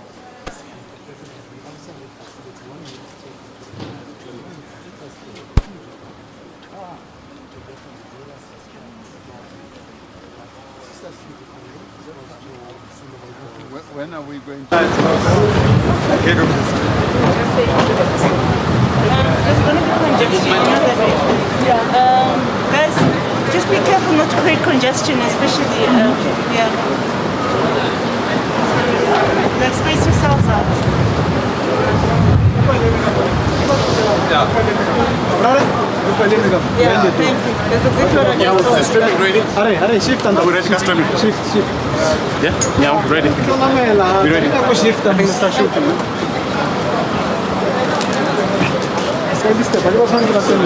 Yes?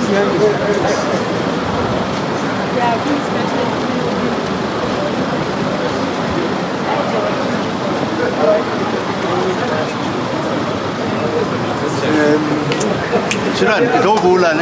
If you have one.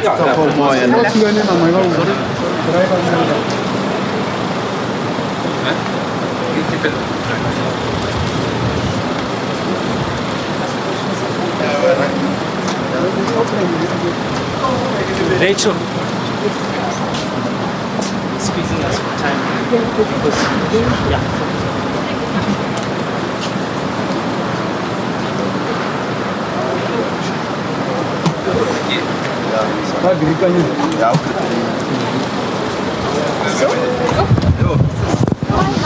See if you can get the best shot standing here so that they have a dry run. Yeah, sure.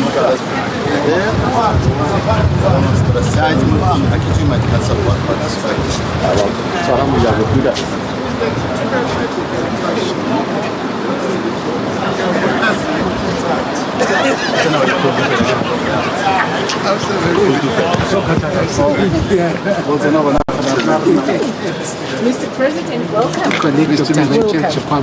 Nice to meet you. Minister, welcome. Hello, sis. How are you? I'm very well. I'm very well. All right. Welcome to Advanced Chemistry and Life Sciences, where we do the work that supports agriculture, pharmaceuticals, food processing, agro-processing, health, advanced materials. And here is is our team. You can see our facilities are industry-like. Yes. And what we do is support industries to enter this very sophisticated biotechnology space, yes, so that we can support the bioeconomy. And without further ado, I want to introduce you to my colleagues who work in those industry-like facilities to produce prototype products, yes, and also to train the workforce to work in our biomanufacturing, biopharmaceuticals, and agro-processing industries. My colleague Lara will take over. Hello. Thank you. Nice to meet you as well. Nice to meet you. So what we've got on display here are some of the products What are you? Yourself seem to know a lot I am about a chemicals. geneticist. I'm a geneticist by profession. And so what I do is I make biopharmaceuticals. So I've been making biopharmaceuticals against HIV and rabies and other neglected diseases. But our team does a lot to deal with the work of pandemic preparedness, but also the work of catalyzing the bioeconomy, diagnostic kits, probiotics, cannabis in the corner, really looking to add value to that. So that's the kind of work that we do in these parts. To be a geneticist, what do you need to be first? Okay, so I did degree in biology. Yes. So it is very biology oriented. So that's the genetics that we talk about. She's also a group executive. It sounds like this. What are you? I'm a chemical engineer. Okay. I studied chemical engineering and I did a postgraduate degree in engineering, but with a focus on biotechnology. Okay. So what we have here are some of the products that we've developed for companies. Yes. They apply to our program and they then get selected. And what we would then do is to take their concept basically to a commercial reality so that they can have a product that they can take to the market and test with the market. And then they don't need the infrastructure we have.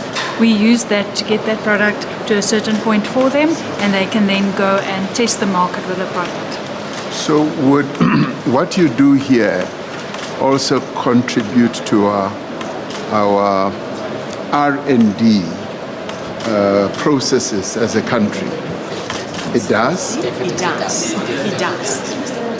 Because most of the IP that gets used by these companies is generated by us. So we do the research and development, and we work with these startup companies to take those ideas and the IP generated into the market.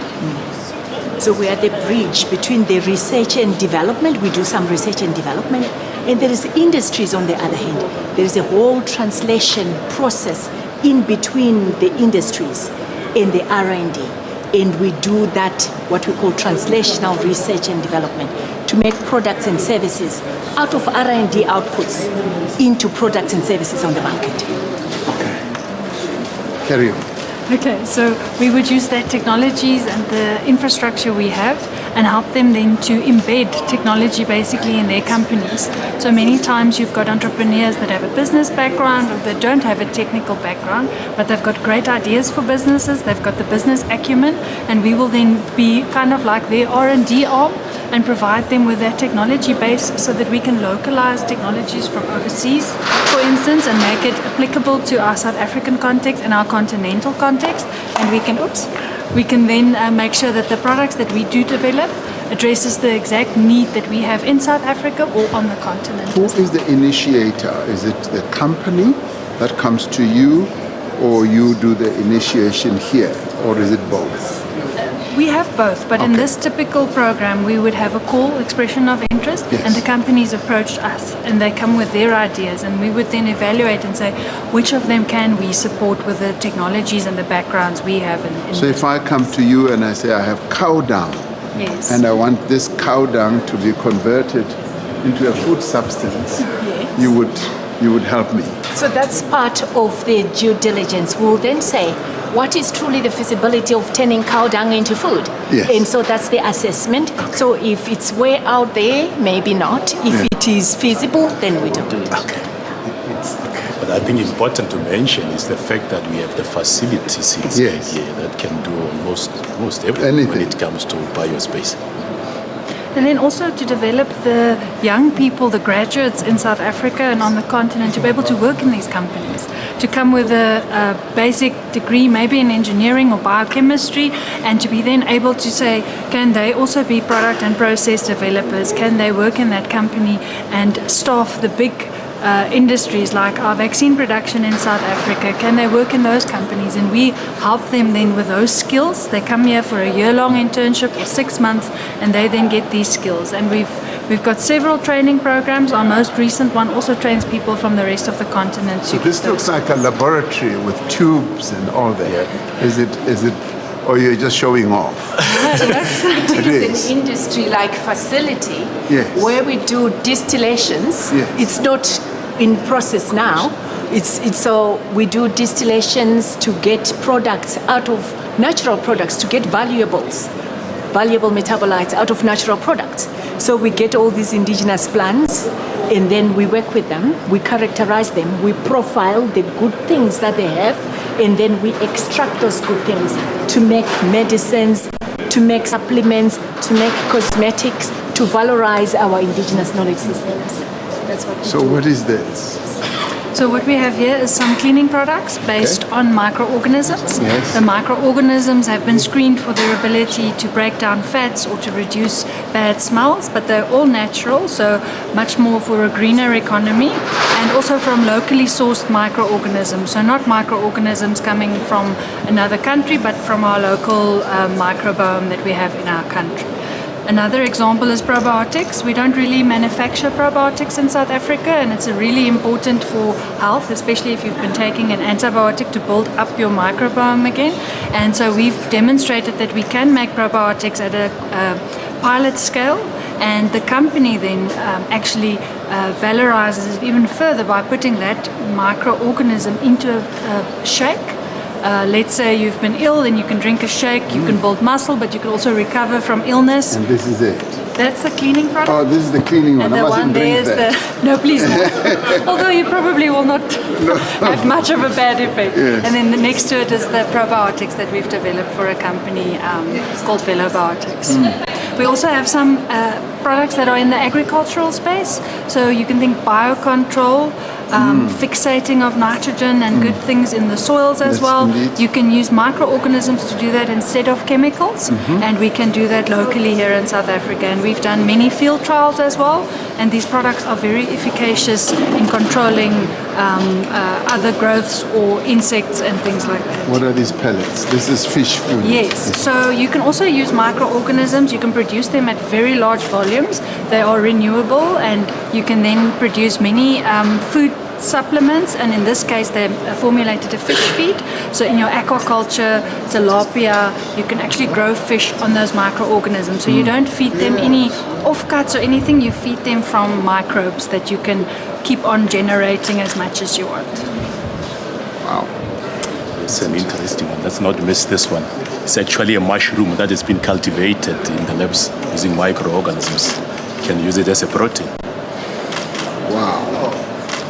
So instead of growing a mushroom, you grow it in a bioreactor, and you can control the process very tightly. Every time you have exactly the same amount of protein in that mushroom, the quality is good, and so it's great for a food supplement. But mushroom powder can be used in soups, it can be used as a nutraceutical as well, and different types of mushrooms. This is one type, but we know from especially the Chinese medicine as well, they believe a lot in the properties of mushrooms. And so you can take any of those mushrooms and build a cultivation process so that you can produce a commercial product from them. Very good. Very interesting. And what is this? So this is an interesting thing. We call this our reagent type of product. So we have small micro beads that you put, and Rachel is actually much better positioned to explain this, but they have little identifying molecules that can preferentially extract from a liquid certain proteins or vaccine targets or things like that. They have magnetic centers, so instead of normally you would spin them at very high rotational speeds to separate out those materials, now because it's magnetic, your plate at the bottom has a magnet. It separates those particles with those molecules of stress, and it's an easy separation process. And these are normally used in laboratories, especially this company has had a lot of success in developing these products for cancer research, and it is used internationally as well in laboratories to be able to do that type of R&D. So it's a reagent for R&D. Very impressive. And then Cap Bio is a detection kit for COVID-19. When COVID-19 first hit, we didn't have kits. And so we made enzymes and reagents that we use to then make our own homegrown COVID-19 detection kit that was approved by SAPRA.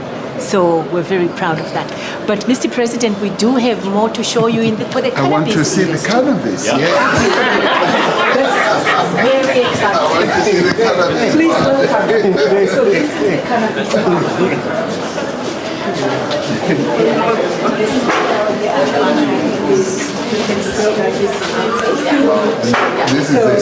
You're welcome. And what we do here is to support this industry by really developing value-added products on cannabis. My God. So that we can actually generate the value out of this crop. And allow me to hand you over to the team that works here. Pateka, please. Thank you, Dr. Chikwamba. Good afternoon, Mr. President. How are you? Fine, thanks, and you? Very well. My name is Patega Nzotoi. I'm a senior researcher here at the CSIR. The cluster is Advanced Agriculture and Food. My colleague Dumiso Ndlovu is our senior researcher. And Skumbuzo Nguna is our technologist. And welcome to our cannabis research facility. Some background, we participated in the development of the Cannabis Master Plan. Coming out of those discussions was that we received funding support, and I must thank the DSTI on this one, because a big portion came from the DSTI. DSTI, Small Business Development, and also the Gauteng Department of Rural Development and Agriculture. They provided us with funding support where we incubated 23 enterprises in the cannabis sector, and the idea was that we assisted them to introduce these quality and regulatory compliant cannabis-infused products in the market. So we're talking about local markets, regional markets, and also international markets. August 2023, we participated in the Hemp and Cannabis Pakisa on invite by the President. And the big take-home out of those discussions was like we needed to make our programs more inclusive.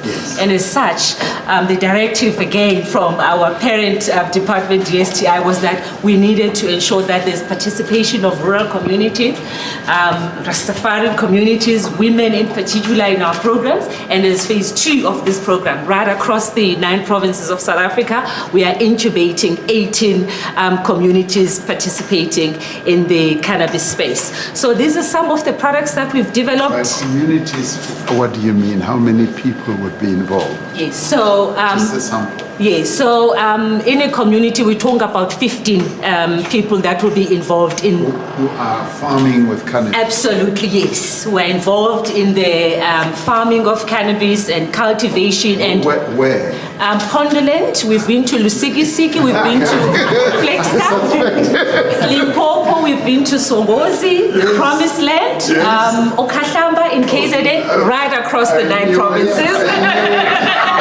The real McCoy. So those are our communities that we're trying to assist, and we also would like for them to have, you know, these products where we've added value and they can trade in the market. Okay. Whew. So this is it. This is the stuff. Yes. So we receive it. Yes, President. Go ahead. We receive it. So this is. Yes, it is. So yes. So we receive it like that, as a flower. Yes. And we conduct some pre-processing. And We it's good to describe it like that, as a flower. Yes. And we were going to do a little demonstration. Poland here is our young graduate. Is he the one who tests it? No, he does the science. So he's got all the gadgets to do a 1-minute demonstration in terms of how we load it and the equipment, and a little bit of background about our supercritical CO2 fluid extraction equipment. Okay, I'm happy to see. I'd like to see, yes? Okay, we have to go. Okay, we have to go. Yes. Wow. And it smells like that. Actually, so this is the system that we use. It's called the supercritical fluid extractor. Yes. So this system is primarily designed to be chemical free and solvent free. So what it uses is a carbon dioxide.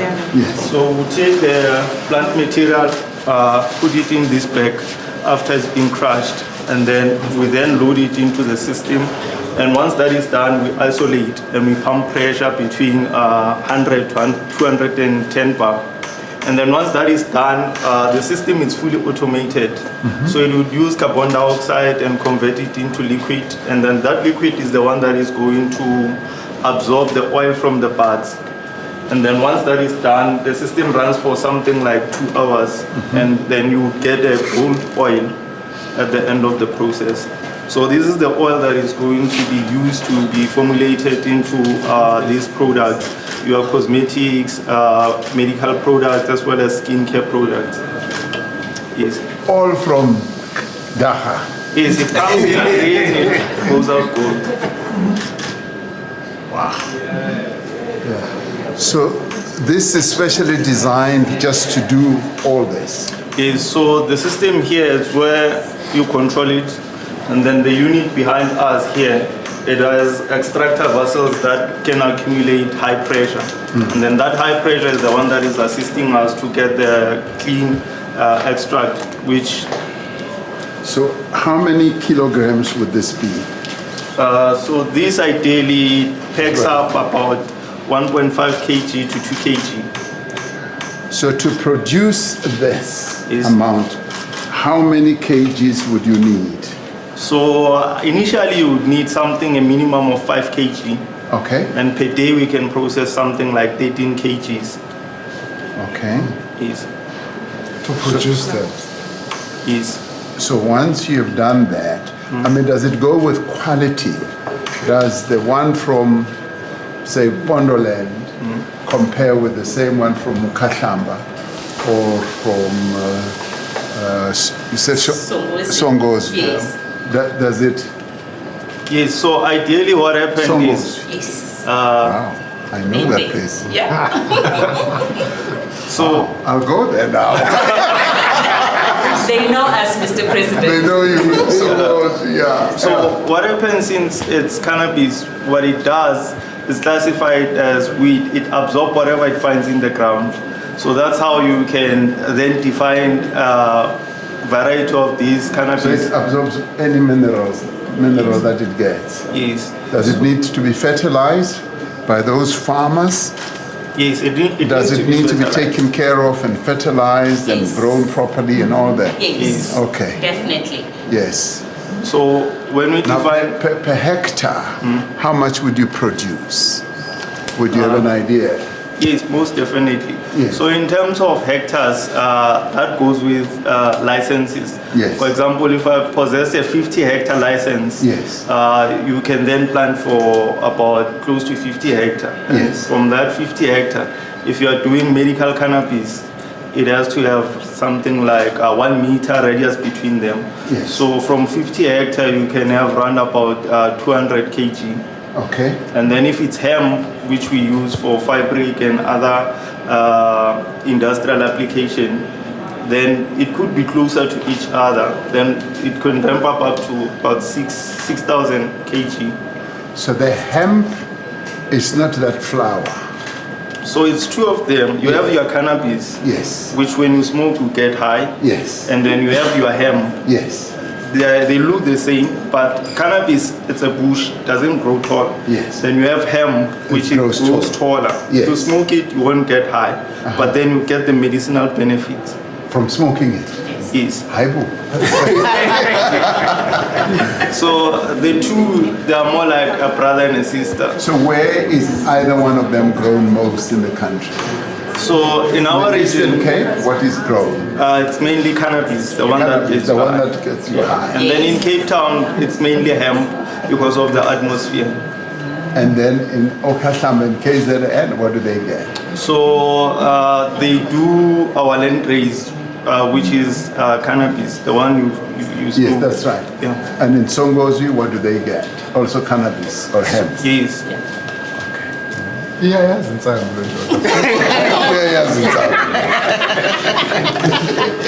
So now everybody who does all this has to be licensed, right? So yes. And licensed by who? You can be licensed by Delrat. Yes. They will give you a hemp permit. So Delrat, they regulate seeds as well as hemp. And then the SAPRA. So SAPRA is in charge of the cannabis because it's considered a Schedule 6 pharmaceutical ingredient. That's right. Yeah. So if you are into like hemp, you go via Delrat. And then if you are into medicinal cannabis, you then go via SAPRA. Yes. And then in South Africa, we are standing on 3 legs. You have recreational cannabis, which are people who call them Rastafarians. So they grow it for their own use. Yes. And then you have your medical cannabis, of which is what they use in greenhouses and all that. And then so some have started doing it in greenhouses, isn't it? Yes. So that's why you get your high-end products, and the high-end product would then be used in like pharmaceutical application, medicinal application, as well as research. And then finally you would have hemp. So hemp is mainly supporting the industry in terms of textile, fabric, as well as automobile. Yes.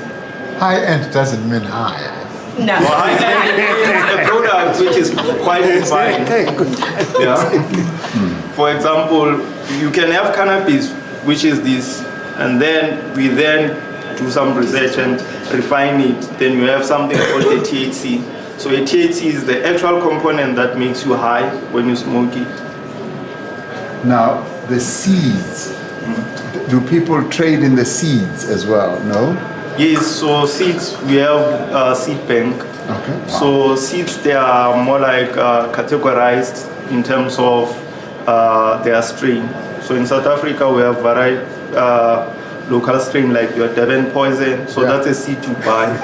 Strong one. Yes. Yeah, so seeds, they go with categories. You can buy Devon poison, you can buy Swazi gold, you can buy Charlotte Shepherd. So those are a variety of seeds.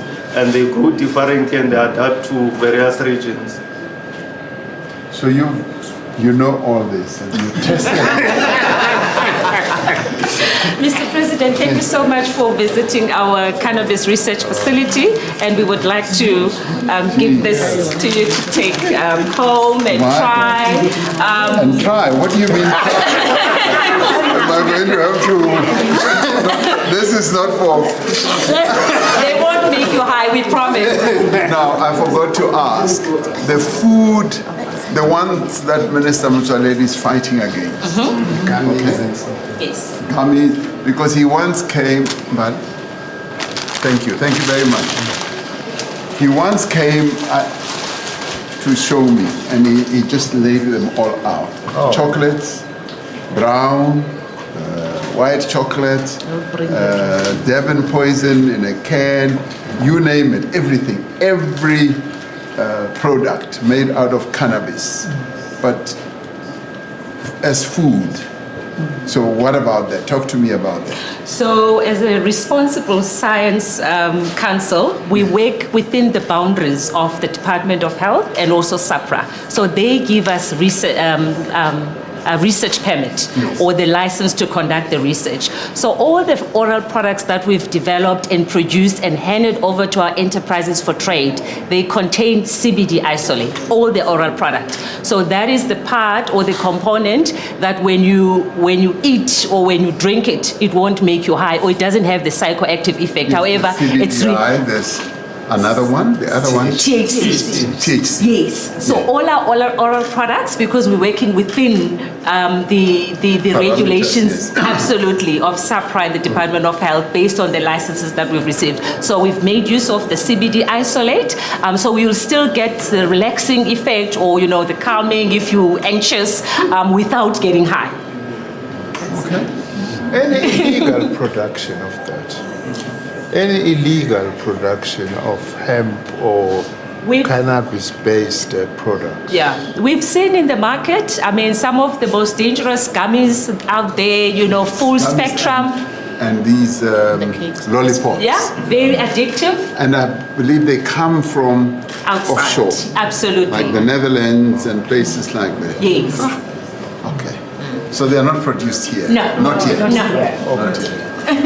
Very good. What is your craft? What did you learn? I studied at TUT.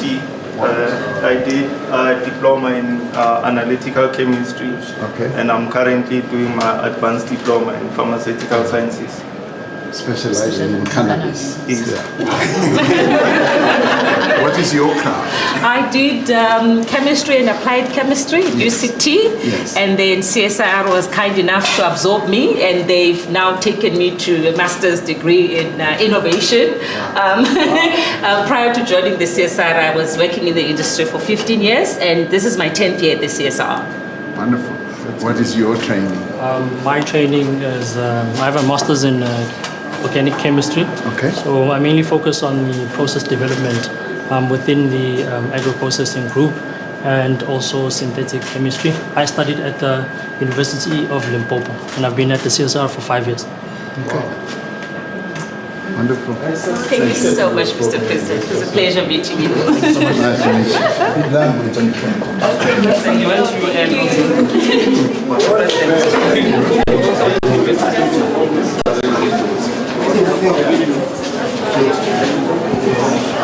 But they wouldn't allow me to finish.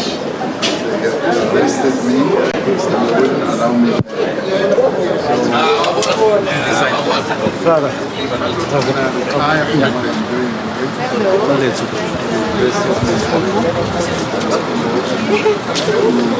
Yeah, finish. We'll go and do something. And I'm a born free president, so it's Yes. so the benefits of being born free. Oh, you are born free. I enjoy it. Really, those were the best years of existence, I would say. Jesse, I'm much. Okay.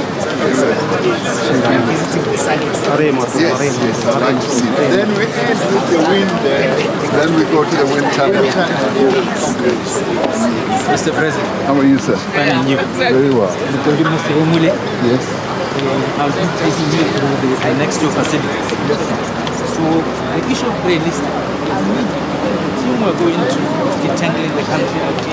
They are able to track illicit money flow. Yes. So they are working with SABRE and the Reserve Bank in terms of doing that. It's the same team that developed the Smart ID card.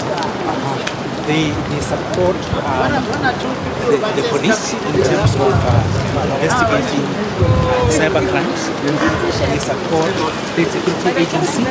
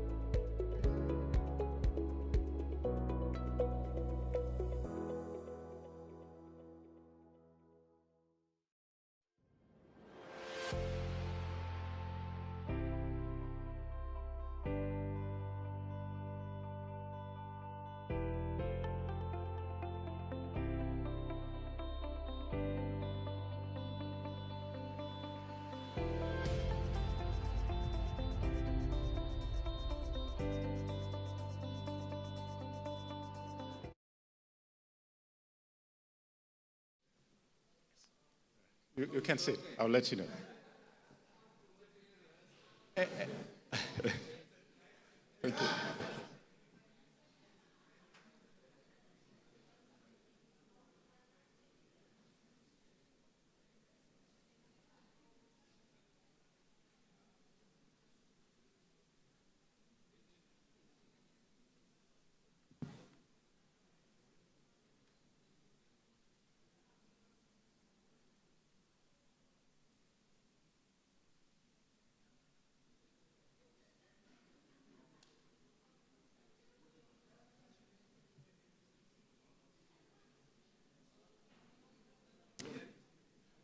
Ladies and gentlemen, may you rise to welcome the President.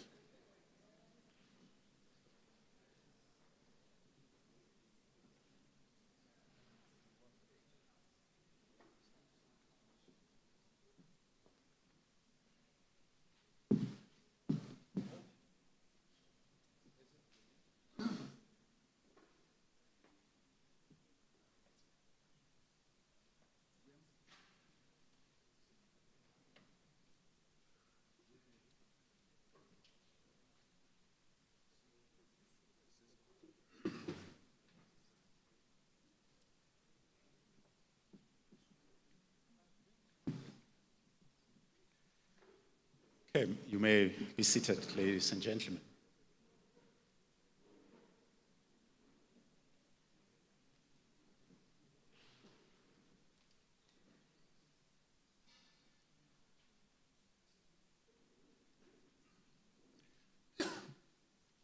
Mr. President, we would like to welcome you together with the Minister and the Deputy Minister and our CEO and our distinguished guests. As we are approaching the end of our program, I would like to thank you for your being with us up to this far. And I would like to, without any waste of time, given the time constraints that we're faced with, like to invite our Minister of Science and Technology and Innovation, Professor Blaine Zimande, to deliver his remarks.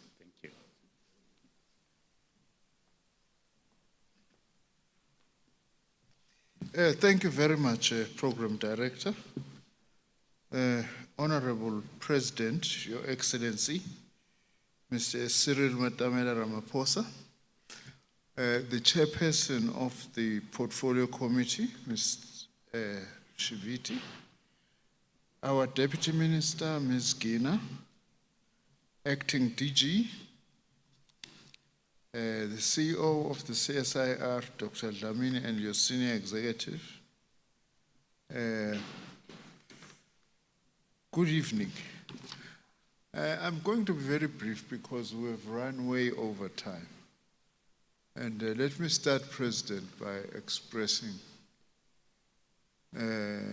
my appreciation in particular as the minister responsible for this, amongst others, for the time that we have spent here. There must be very few instances where you spend such a long time in one institution. As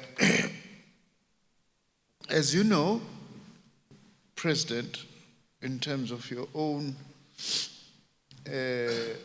assignment to us, the core mandate of our ministry and the department is to promote and support South Africa's national development agenda, as expressed in the National Development Plan and the strategic priorities of the 7th administration.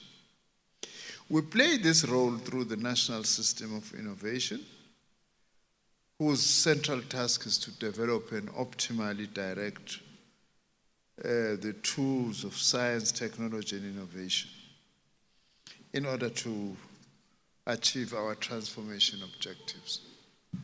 President, since the start of the 7th administration, we've come up with a new mantra for this department, that our critical task is to place or put science, technology, and innovation at the center of government, education, industry, and society. Related to that, President, we've now been also saying, since the 6th administration, we have added innovation as a critical challenge and task of this department. We are no longer just a traditional research, science and technology department, but there must be a link. And the CSIR is one of those entities that are very central in realizing the I in the DSTI, the innovation. As I have said before, President, you know this, I don't need to tell you this, that without investment in science and in our science institutions, we are not going to make the kind of progress that we need to make.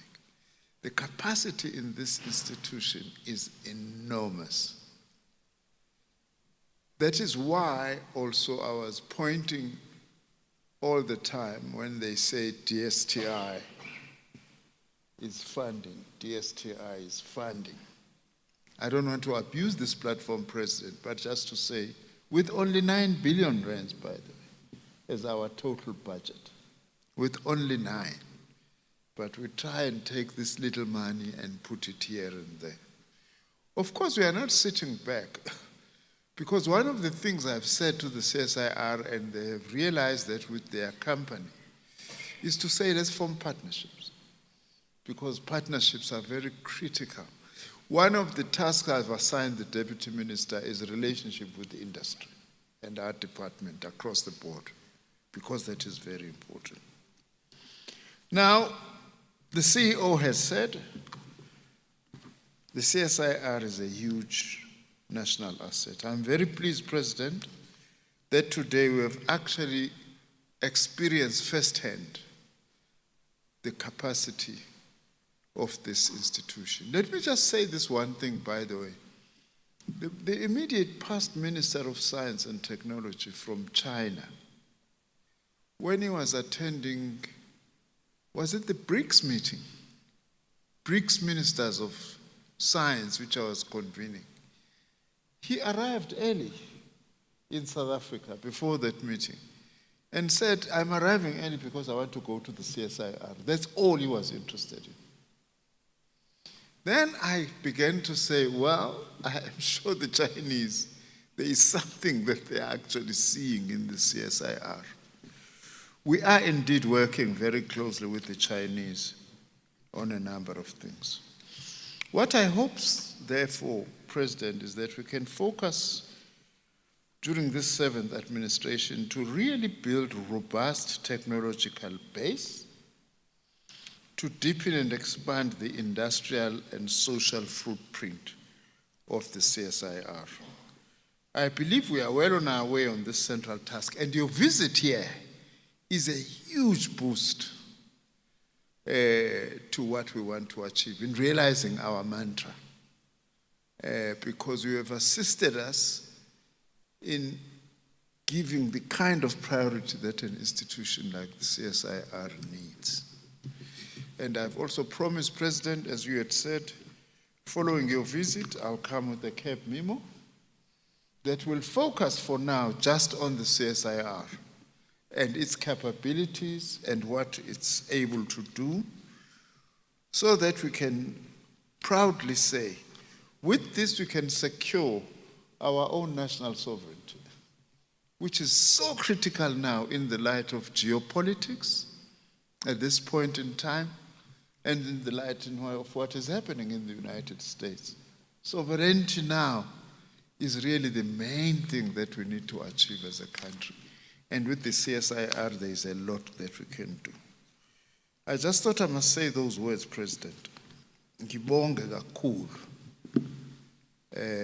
Thank you very much to you for having come here. I am now, who knows Kasongo? The war dog, you know, I now feel like Kasongo, that after this president, I'm going to be running at 160 kilometers per hour. to make sure that we advance science technology at the center of our economic development. Thank you very much.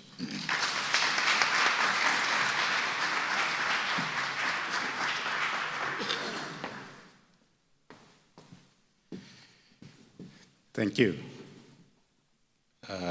Minister Nzimande. Ladies and gentlemen, the moment we've been waiting for has finally arrived. And it's my honor and a privilege to now invite our Honorable President, President of the Republic of South Africa, Mr. Cyril Ramaphosa, to come and deliver his presidential address. Over to you, Mr. President.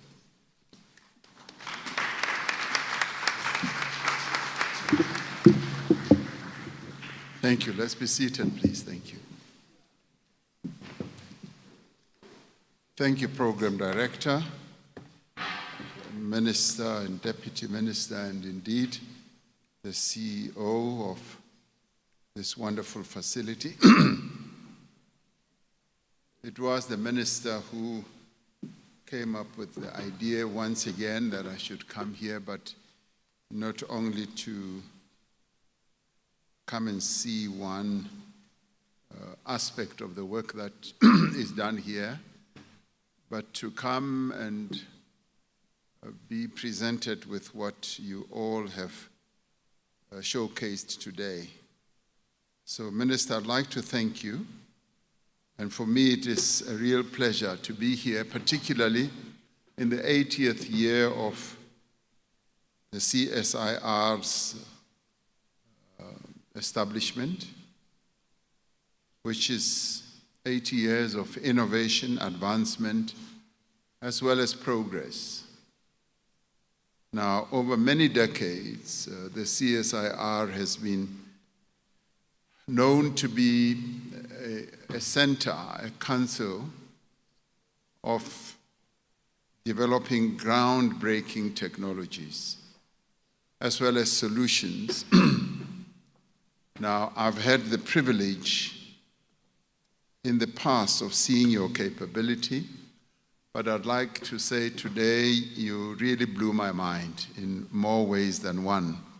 And I'd like to applaud you for what you do here. It's truly excellent.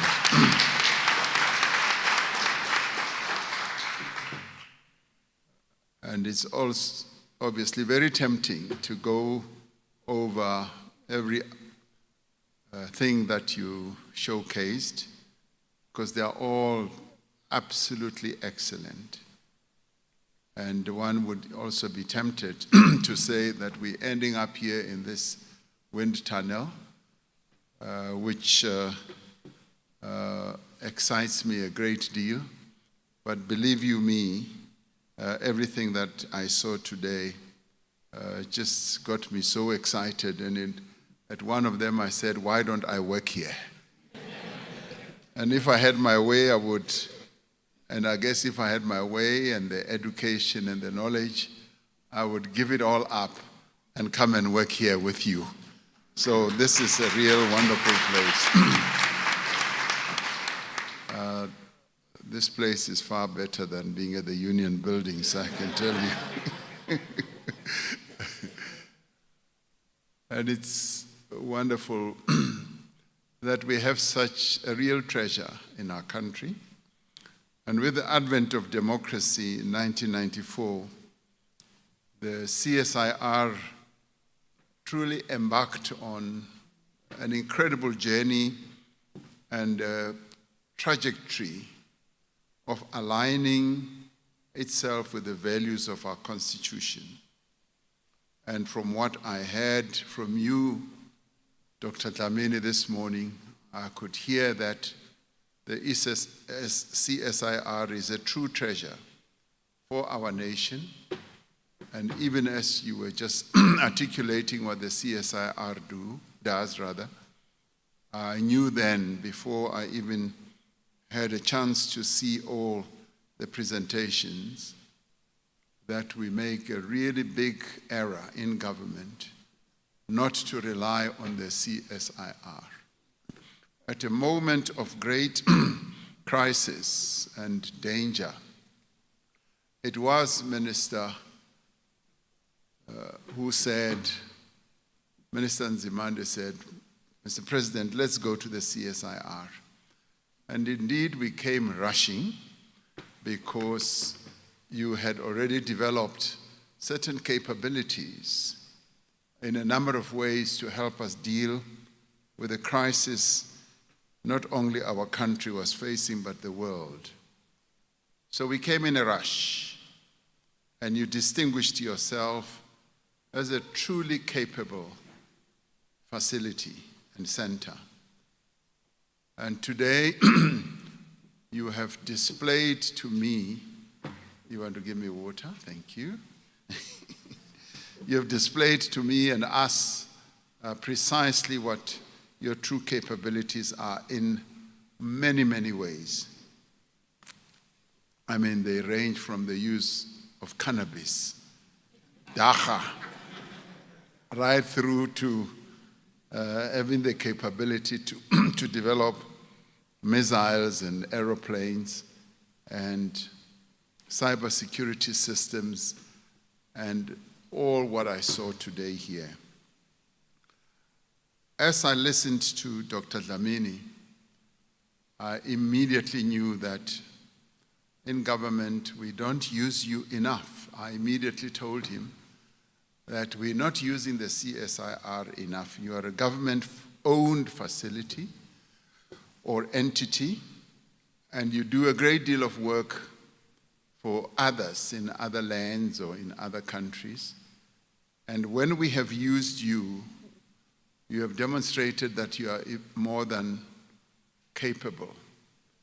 And to have a facility like this, where we are now, as the only facility in the Southern Hemisphere, which, as you say, Minister Nzimande, some people come from other countries and all they are interested in is to come to the CSIR.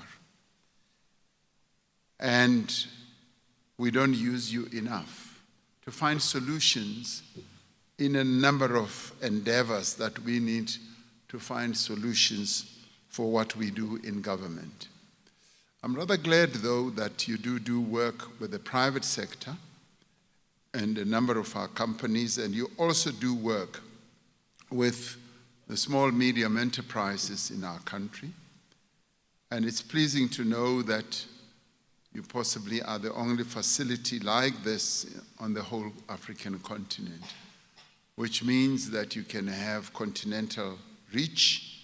And indeed, some of the work that you do, for instance, on our oceans, is beginning to spread to a number of countries beyond our 3,200-kilometer ocean surrounds, and you're beginning to help other countries beyond. And this is pleasing. And this is something that I said to Minister, is not much known. And it is to this end that I said, and I'm happy that the DG of our government is here, and she's also moonlights as the cabinet secretary. I said that we're going to have a special cabinet session where we will have you come, CEO, and with whoever you want to come with, to come and outline and display precisely what you do. So already you have earned an appointment with the Cabinet of the Republic of South Africa. I do honestly want, Minister, this to be one of the very first that will come and showcase. I have been saying in government circles that I'd like us in our cabinet architecture to start including displays or presentations, not only of cabinet memos where we need to be taking decisions, but where we also need to listen to what a number of our people do. And I can't think of a clever, I almost called you a bunch, but I can't think of a group of clever people like yourselves who can come and tell us what you do. And also give us insights of how we can use you. Because today I've been exposed to many of you and all of you, and I kept asking. And I am inquisitive and I probe. I kept asking, what is your craft? What is your qualification? Where did you qualify? And all of you were able to interface with us. You were able to really blow our minds about your knowledge base, the depth of your experience, and your expertise. And this is what I applaud. We've got engineers here, we've got geneticists, we've got a whole range of you here who are working in this center and who are prepared to serve the government and the people of South Africa. I particularly liked your presentation, Dr. Dlamini, when you said you want to increase the capability of the state. And I can't think of a better way of state capability enabling an increase other than through science, technology, and innovation in the way that you are able to do for us. And I would say, I keep saying to my colleagues, I have kind of declared war on outsourcing. I try in everything that one is able to do in government to say, let us limit outsourcing what we need to do ourselves in government. Let us increase our own capability. Let us find people and ways and innovative ways as well as technologies that can be inherently homegrown in South Africa by our own people who can do the work. Now, you have proven to me today that you are those people, and you are the people that we can rely on to find solutions in a variety of challenges, in a variety of things that we need to do. So I rise here and I stand here to say, Dr. Dlamini, be careful what you ask for. Because as they say in the classics, you may get it. And you are now going to get it. Because I'm going to make sure that we utilize the CSIR to the fullest capacity and capability. We often say we must go and what do you call it, DG, tender and all that. There is no better tenderer than the CSIR in my books. So I want you to tender. I mean, why would I leave you here and go and ask someone else in the UK, in the US, or wherever, to come and do work that you are fully capable of doing? What I have come to learn today is that you are so well skilled, and your skill, experience, and knowledge covers many areas of many things that we do in government, be it in agriculture, be it in cybersecurity, as I said, be it in all the things that you displayed to us today in health, and also in identification of persons, and helping us in a number of areas.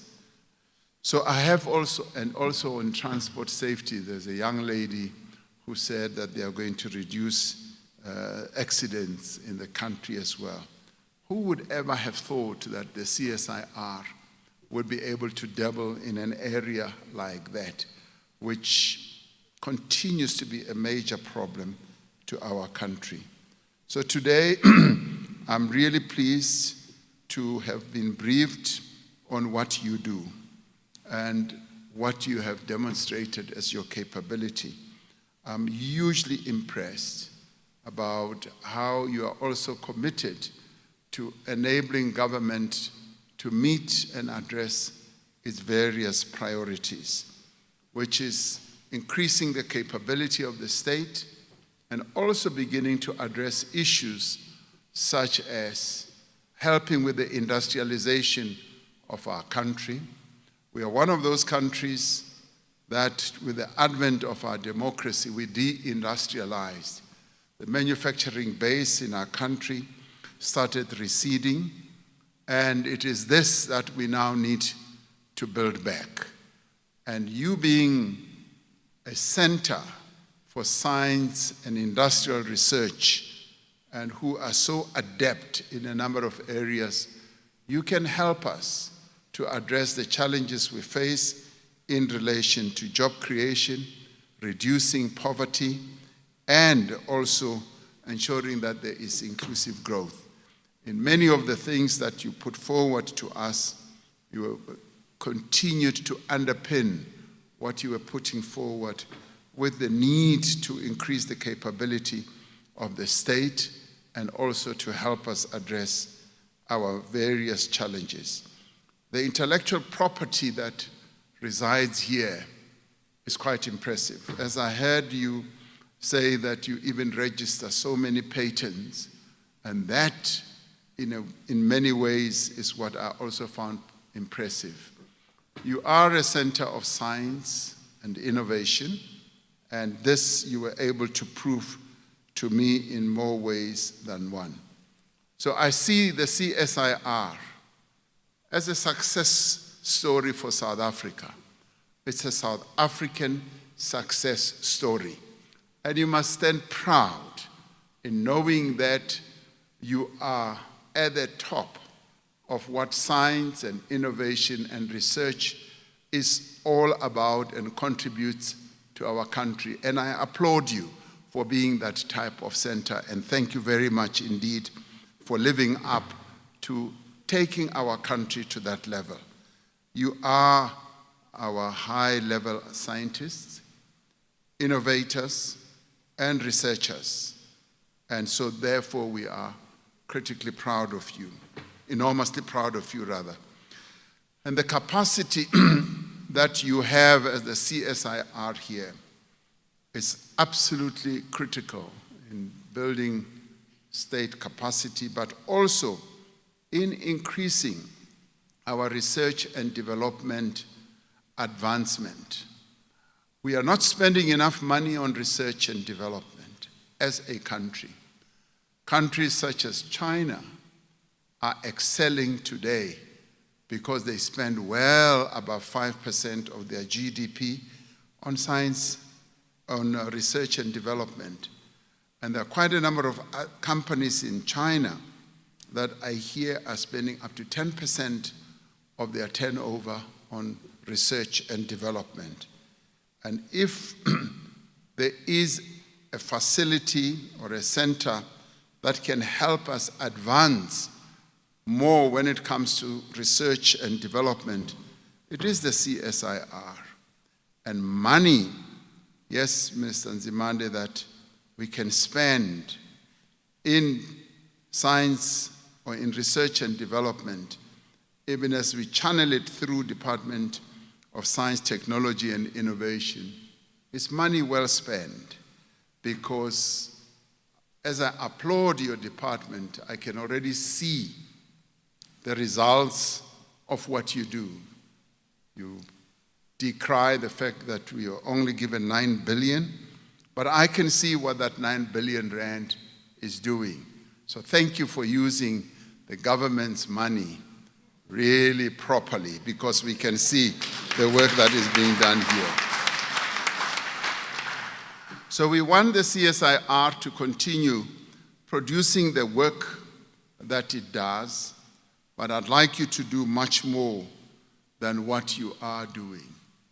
And it now behoves on us as government to utilize you to full effect. The reason I want a presentation to the cabinet is to enable our various departments to have an insight of your capabilities, so that as they do their work, as they put together their own plans of action, And as they begin to embark on a number of interventions, their first port of call should be the CSIR, rather than to run off to some entity way outside government, which will cost us a lot of money. One of the displays that we were shown about cybersecurity was the gadget that was developed here, which costs so much less than what you would get if you were to obtain it in the private sector or through other companies.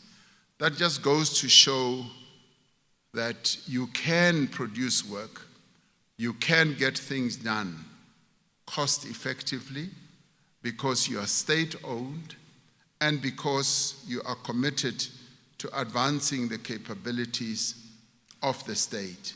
So we make a mistake by not utilizing you effectively. But I want to see that changing from today so that we use you to good effect and stretch your intellectual capabilities and your own limits. So not that you are not working hard, but I want you to work harder than what you are now. So be careful what you have asked for. You're now going to get it.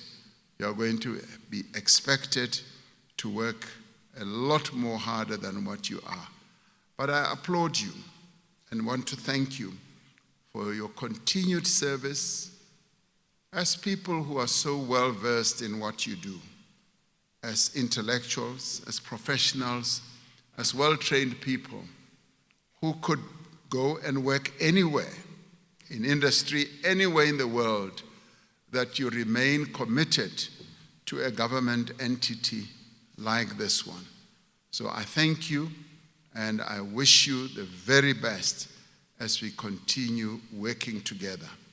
And underline as we continue working together, because I'd like to come back here and see the newer innovations that you are working on and the various responses that you will have to the work or to the commissions that we are going to give you. I'm now convinced that we should be able to work together. I'm rather pleased that the presidency has already become so well engaged in working with the CSIR on the national digitization process. And I'm glad that people in the presidency already come here and you are interfacing with them. So I want to stretch it to many more departments. And I want to see our ministers, Minister Zimande, coming here, interfacing with our scientists, interfacing with our engineers, and interfacing with all the people who work here so that we can advance the interests of the country. So thank you very much. I feel hugely humbled. And as I said, when I grow up, I want to come and work here. Thank you very much.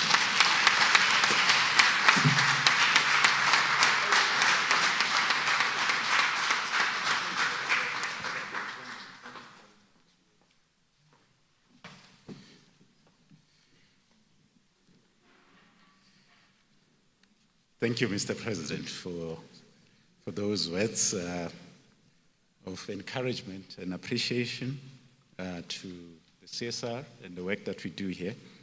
On our side, we're very grateful that you could find time to be with us today. Let me now hand over to our Deputy Minister, Gina, who's going to be giving us a vote of thanks. Thank you. Thank you very much. Let me greet our Honorable President. Greetings to you, Minister. Greetings to you, CEO, the man of the match today.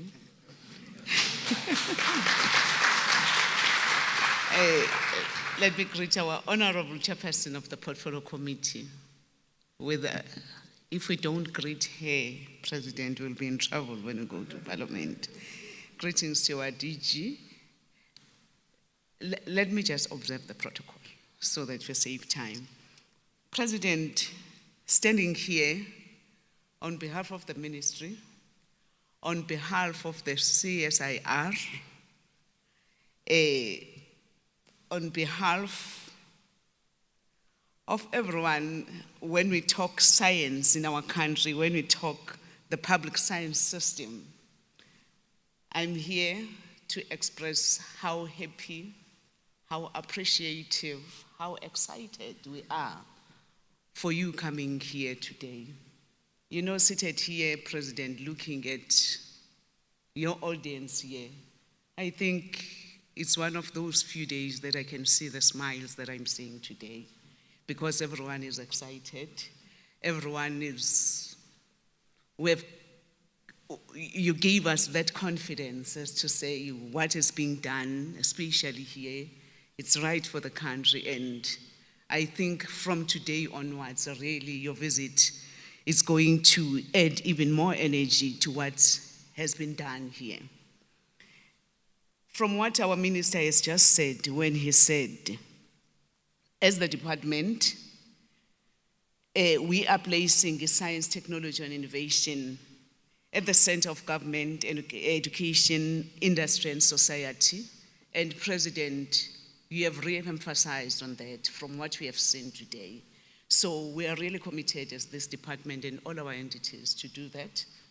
You talked to the issue of bringing solutions that our society, our country is faced with. That is the commitment that we are saying we are committed, President.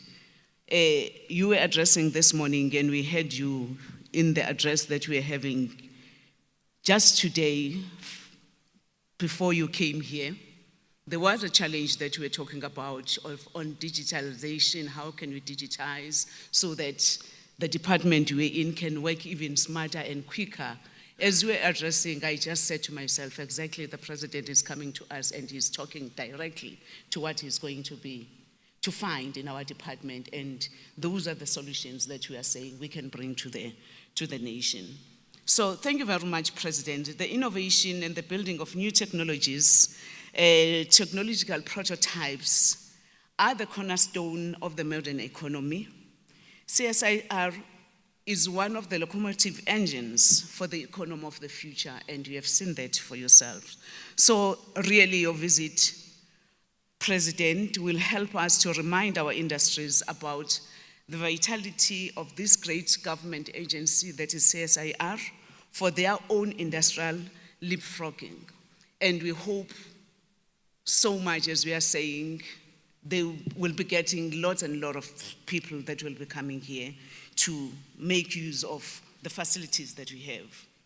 So, President, we also wish to thank various components of DSTI, CSIR, and the Presidency for the good work that they've done.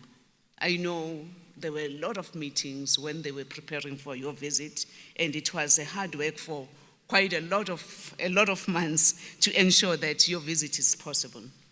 Finally, President, when you come to the Department of Science, Technology, and Innovation and our entities, we always stick to our African culture, as to say, umuntu ofikile ekhaya, President, akaphumi engaphuzanga engaphethe lutho okubonisayo ukuthi ubevakashile ekhaya sihloniphe.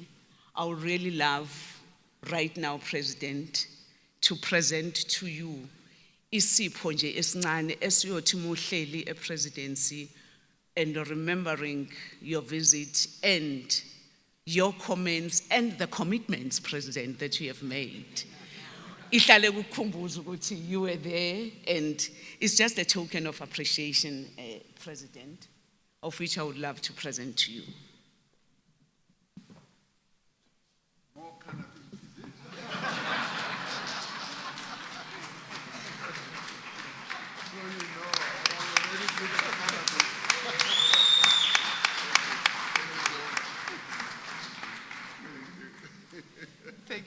Thank you very much, President. And I was told that my minister, can you also stand up? I need to present to you. I know you've also been running around. Hey, President, we can write, all of us, we can write a book as to say how our minister was preparing for your visit. And really, we are all excited, and we can see our minister smiling that indeed it happened and the fruits that we are bearing today. So, Minister, there is also a token of appreciation for the hard and the beautiful work that you do for them.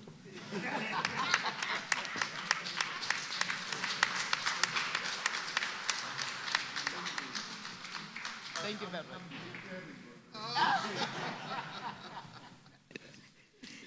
Lastly, can I call upon our chairperson of the Portfolio Committee? Chair, it's good that you come closer so that you understand really what is it that is done in the department. We really appreciate the time that you have spent with us today.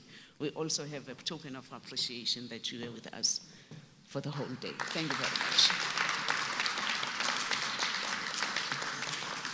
So thank you very much, President, again for the visit. Thank you, Program Director.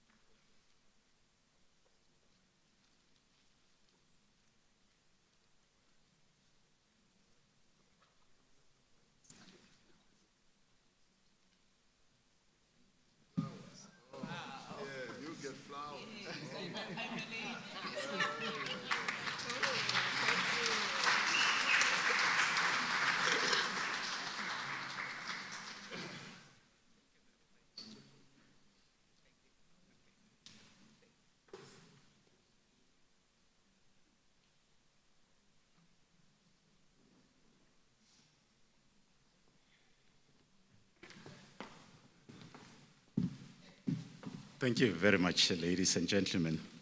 My present, Mr. President, is my request in the morning to sort out that other gentleman who calls himself Dr. Malulu. I'll appreciate that. Thank you. Ladies and gentlemen, we've come to the end of our formal proceedings this evening. And so I would like to thank you for your participation and your contributions today. And I would like to request that you stand up as we allow our President to take leave. Thank you.